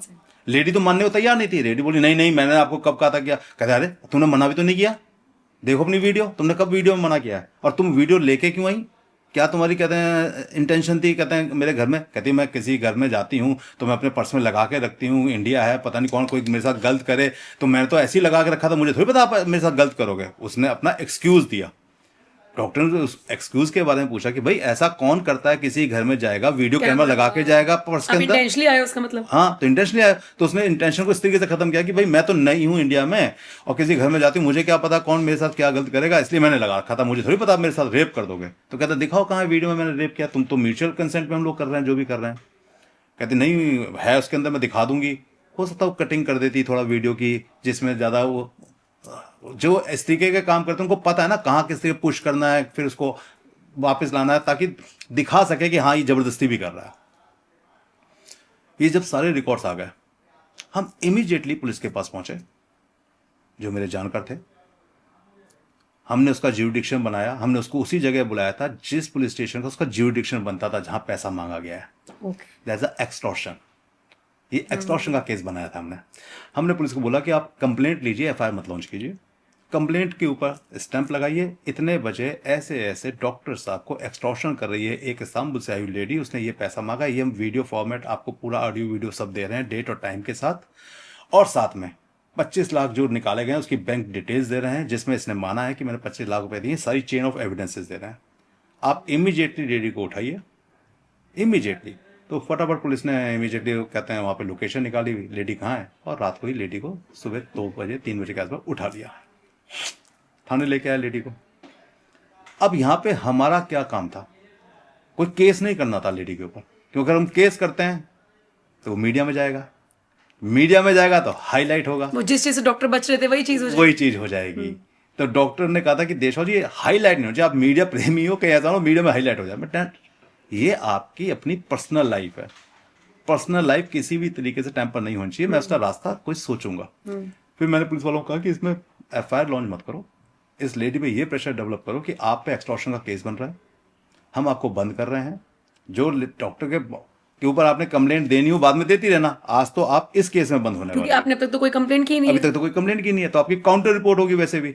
तो आज जो हम आपको कहते हैं डिटेन करेंगे, उसमें आपको डिपोर्ट होने में कई साल लग जाएंगे। पहले तो आप इंडिया की सजा भुगतेंगे, उसके बाद आप डिपोर्ट होंगे, दोबारा इंडिया भी कभी नहीं आ पाएंगे। ये तो हुआ एक चांस। दूसरा चांस, वीडियो कहाँ है जो डॉक्टर साहब जो बनाई थी, वो सारी वीडियो जहां भी रखी हुई सब डिलीट करें इमीडिएटली, और कल ही इस्तांबुल की फ्लाइट पकड़ें और निकलें यहाँ से, और अगले 2 साल तक आप इंडिया नहीं आएंगी। क्योंकि अगर आप इंडिया आई तो ये एक्सटॉर्शन का केस आपका इंतजार कर रहा होगा। लेडी को लगा कि ये वाला ऑप्शन ज्यादा, क्योंकि वो तो उनका तो काम है ये, अगली को 25 लाख भी मिल चुके हैं, वो क्यों चाहेगी कि अब डॉक्टर को फंसा के पैसे तो मिलने नहीं। अब बस ज्यादा उल्टा फंस हो रही हूँ। फंस और रही हूँ, जिंदगी में दोबारा आऊंगी नहीं, पता नहीं कहते हैं इस केस के अंदर मुझे कितनी सजा हो, वकीलों को पैसा देना पड़े, मैं भी तो मीडिया में आ जाऊंगी, मेरी भी तो फोटो आ जाएगी, इनकी आएगी। तो ये सब समझते हुए, क्योंकि देखो आपने बॉल फेंक के मारी तो आपको पता बॉल वहां से टकरा के आपके हाथ में आने वाली है, तो आपने मारने कहा है, ये आपकी इंटेलिजेंसी है। तो आपने लेडी को कहां घेर के लेके आना है, ये आपको पता है कि वो कौन सा फैसला करेगी, क्योंकि आपको पता है वो यही फैसला करेगी, इसके अलावा उसके पास कोई और रास्ता नहीं है। क्योंकि अगर उसने कोई और फैसला लिया तो वो भी बर्बाद हो रही है। तो भाई कौन बर्बाद होना चाहेगा? सही बात है। कि भैया उसको पता है, उसको दिखाया गया ना ये आपकी रिकॉर्डिंग है, ये आप बैंक डिटेल से जहां से पैसा निकाल गया, अगले दिन आपको पैसा दिया गया है, ये सब आपने हाँ भी बोला है। आज ही आपसे बात हुई है, जो आपके पास वीडियोस में कहीं पे भी जबरदस्ती नहीं दिखेगी। आप इंटेंशनली लेके गई हो, आपने डॉक्टर को ट्रैप किया है, आपने डॉक्टर को सेक्स रैकेट में फंसाया है, एक्सटॉर्शन किया है, 25 लाख ऑलरेडी आप रिसीव्ड हो, लेके बैठी हुई हो, ये सब आपके अगेंस्ट जा रही है। आप बताइए आप क्या चाहती हैं? कहती मुझे छोड़ दो, बख्श दो मैं कल ही फ्लाइट पकड़ के जा रही हूँ, और सारी वीडियोस पुलिस वाले मेरे साथ भेज दो, जहां जा रखी मैं सबमिट हुआ, खत्म बात। बढ़िया। केस लेकिन इस केस में तेजपाल जी एक बात गलत हुई क्या? कि डॉक्टर साहब ने फीस नहीं दी बाद में। असल में होता क्या है ना, ये गलत किया डॉक्टर साहब ने। डॉक्टर साहब ने क्यों गलत किया? डॉक्टर साहब जब हमारे पास कई क्लाइंट ऐसे होते हैं, जब आते हैं तो उस वक्त वो इतने टेंशन में होते हैं कि वो क्या कमिट कर रहे थे उनको भी नहीं पता होता। हाँ exactly. That is the problem. अब तो हम लोग क्या है कि कोई मीटिंग्स हो रही हैं तो सब ऑडियो वीडियो रिकॉर्ड्स फॉर्मेट में हो रही हैं, क्योंकि हमें नहीं पता सामने वाला गलत है सही है, इसलिए की जा रही हैं। तो पहले क्या होता था कि हम लोग ये सब फॉर्मेट नहीं करते थे, यार चलो किसी सीनियर ऑफिसर ने भेजा, क्या इनकी सही रिकॉर्डिंग बात करनी, है। ये क्या पलटेंगे ये और कितने या परेशान। इतना बुरी तरह फंसा हुआ आदमी जो 3 करोड़ भी दे दे, कोई बड़ी बात नहीं, अगर हम ना हो तो ये मेरे 5-10 लाख रुपए के लिए क्या सोचेगा? क्या करेगा?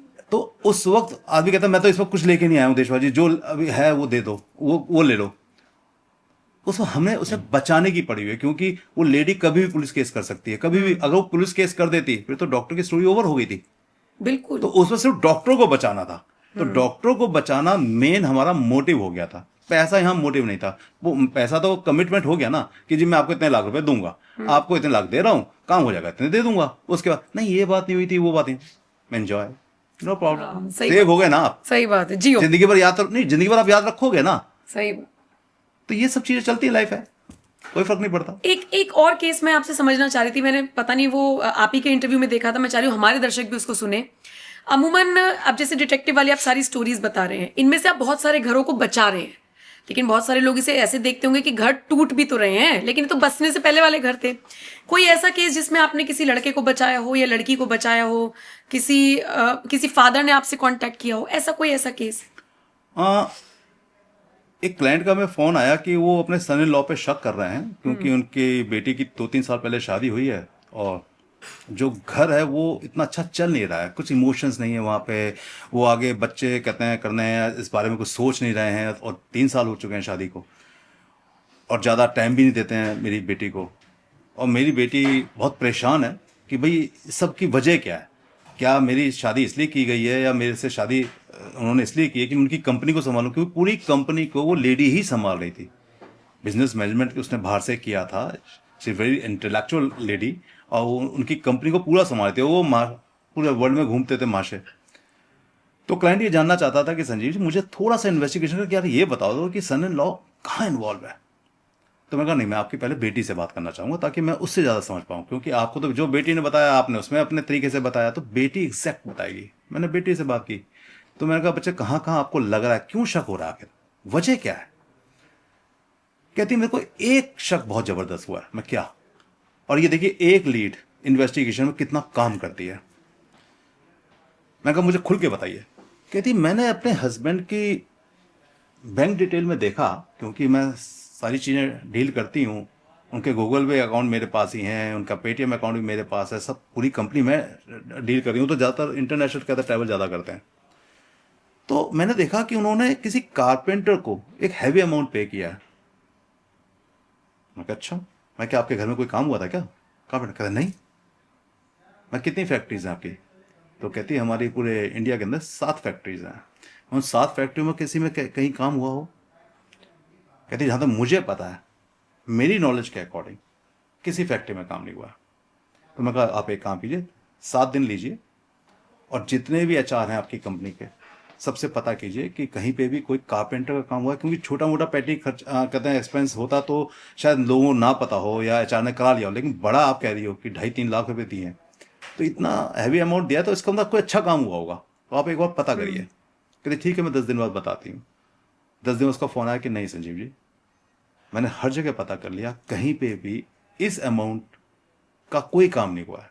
2-4 जगह हुआ है, 2-4-5 हज़ार का ऐसी कारपेंटर बुलाया हुआ, लेकिन इतना मोटा अमाउंट देने की वजह समझ में नहीं आ रही है। अभी हमारे लिए बहुत इंपॉर्टेंट लीड थी एक इन्वेस्टिगेशन की।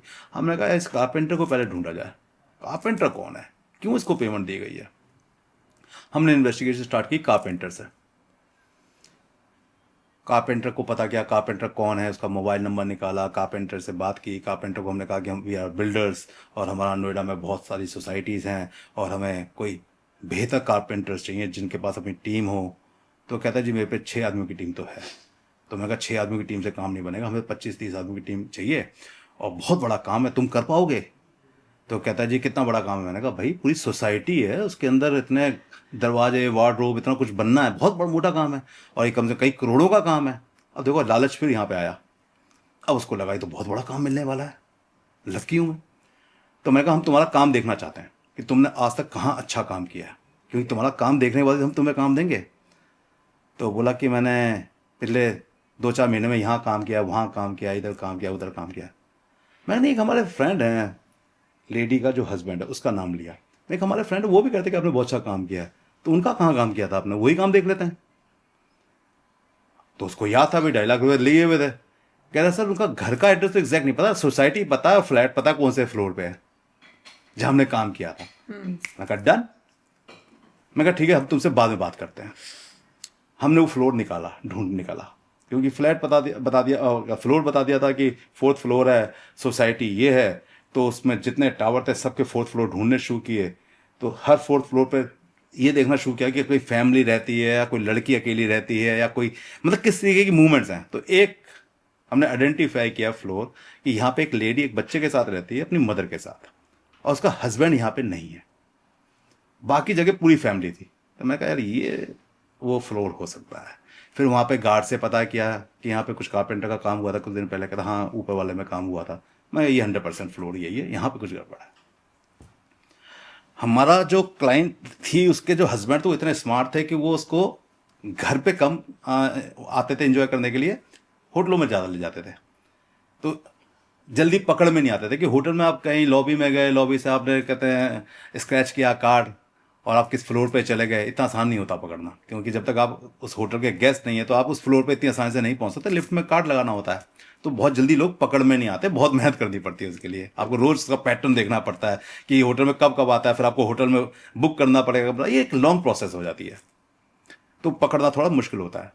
तो हमने इस फ्लोर पे जो लेडी थी, हमने देखा कि एक दिन लेडी अपने घर से कहीं जा रही है। तो हमने लेडी इन्वेस्टिगेटर को बोला कि घर में घुसो, देख के आओ क्या हिसाब किताब है।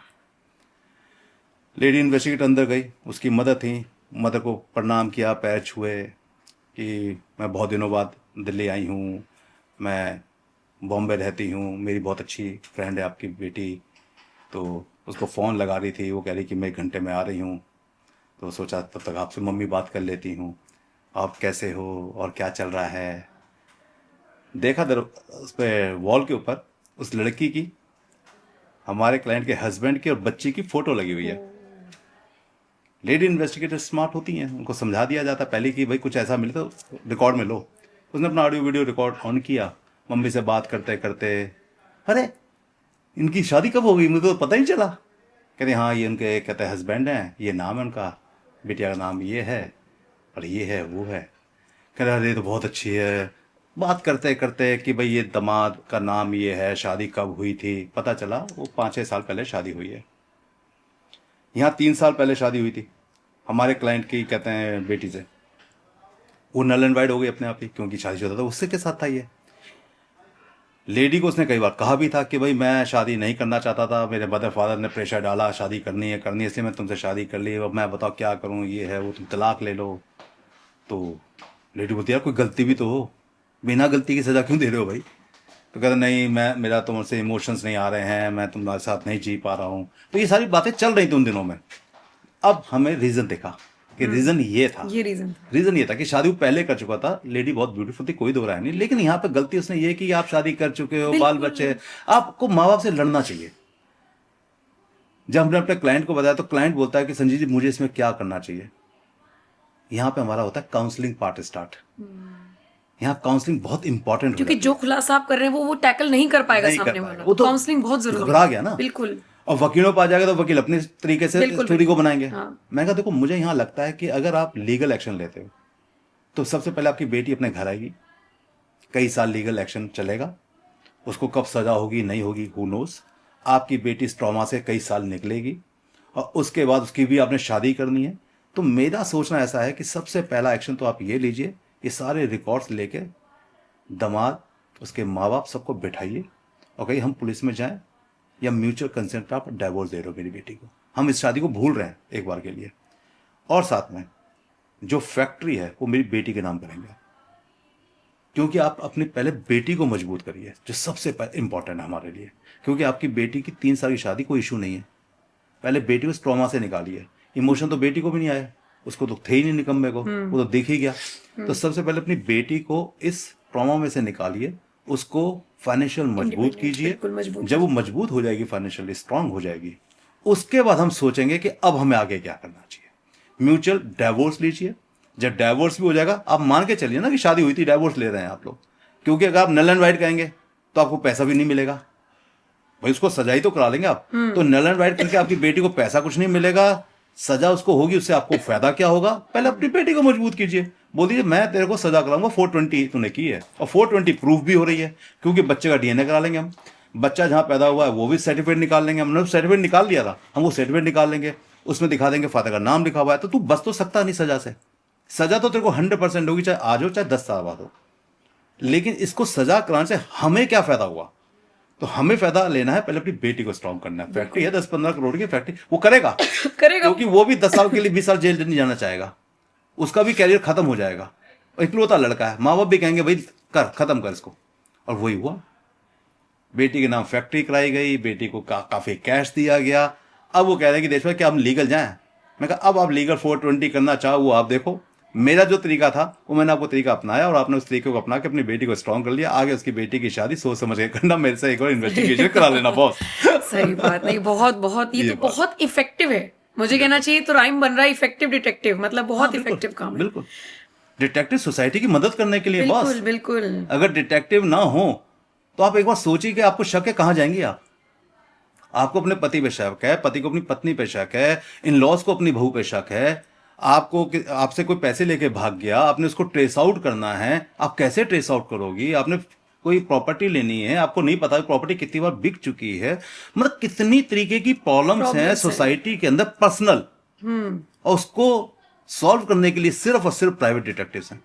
तो प्राइवेट डिटेक्टिव सोसाइटी में सिर्फ मदद करने के लिए हैं, आप उनकी मदद खुल के लीजिए, कोई टेंशन वाली बात नहीं है। बहुत अच्छा लगा सर आपसे बात करके। मुझे लगता है कि ये पॉडकास्ट डेढ़ पौने 2 घंटे का तो हो गया होगा। मुझे लगता है दर्शक भी बंधे हुए होंगे, सुन रहे होंगे एक स्टोरी को। बहुत बहुत शुक्रिया सर, आप स्टूडियो में Thank you, आए, ma'am. Thank you. हमारे साथ आपने अपने एक्सपीरियंस शेयर किए। और मुझे ये तो था कि जब डिटेक्टिव से बात करेंगे तो सीक्रेट स्टोरीज निकलेंगी, लेकिन बात बात पे जो एक्सप्रेशंस चेंज हुए, जो इमोशंस चेंज हुए, मतलब बहुत बहुत शानदार पॉडकास्ट, मुझे ऐसा फील हुआ। अब ये आपके हवाले है पॉडकास्ट, स्टोरीज आपने सुनी है, बताइए आपको कितनी इंटरेस्टिंग लगी ये कहानियां, कैसा लगा पॉडकास्ट, संजीव जी से मुलाकात आपको कैसी लगी, कमेंट सेक्शन में जरूर बताइएगा। बाकी अपडेट्स के लिए एनएमएफ न्यूज देखते रहिए। शुक्रिया sir. Thank you ma'am, thank you.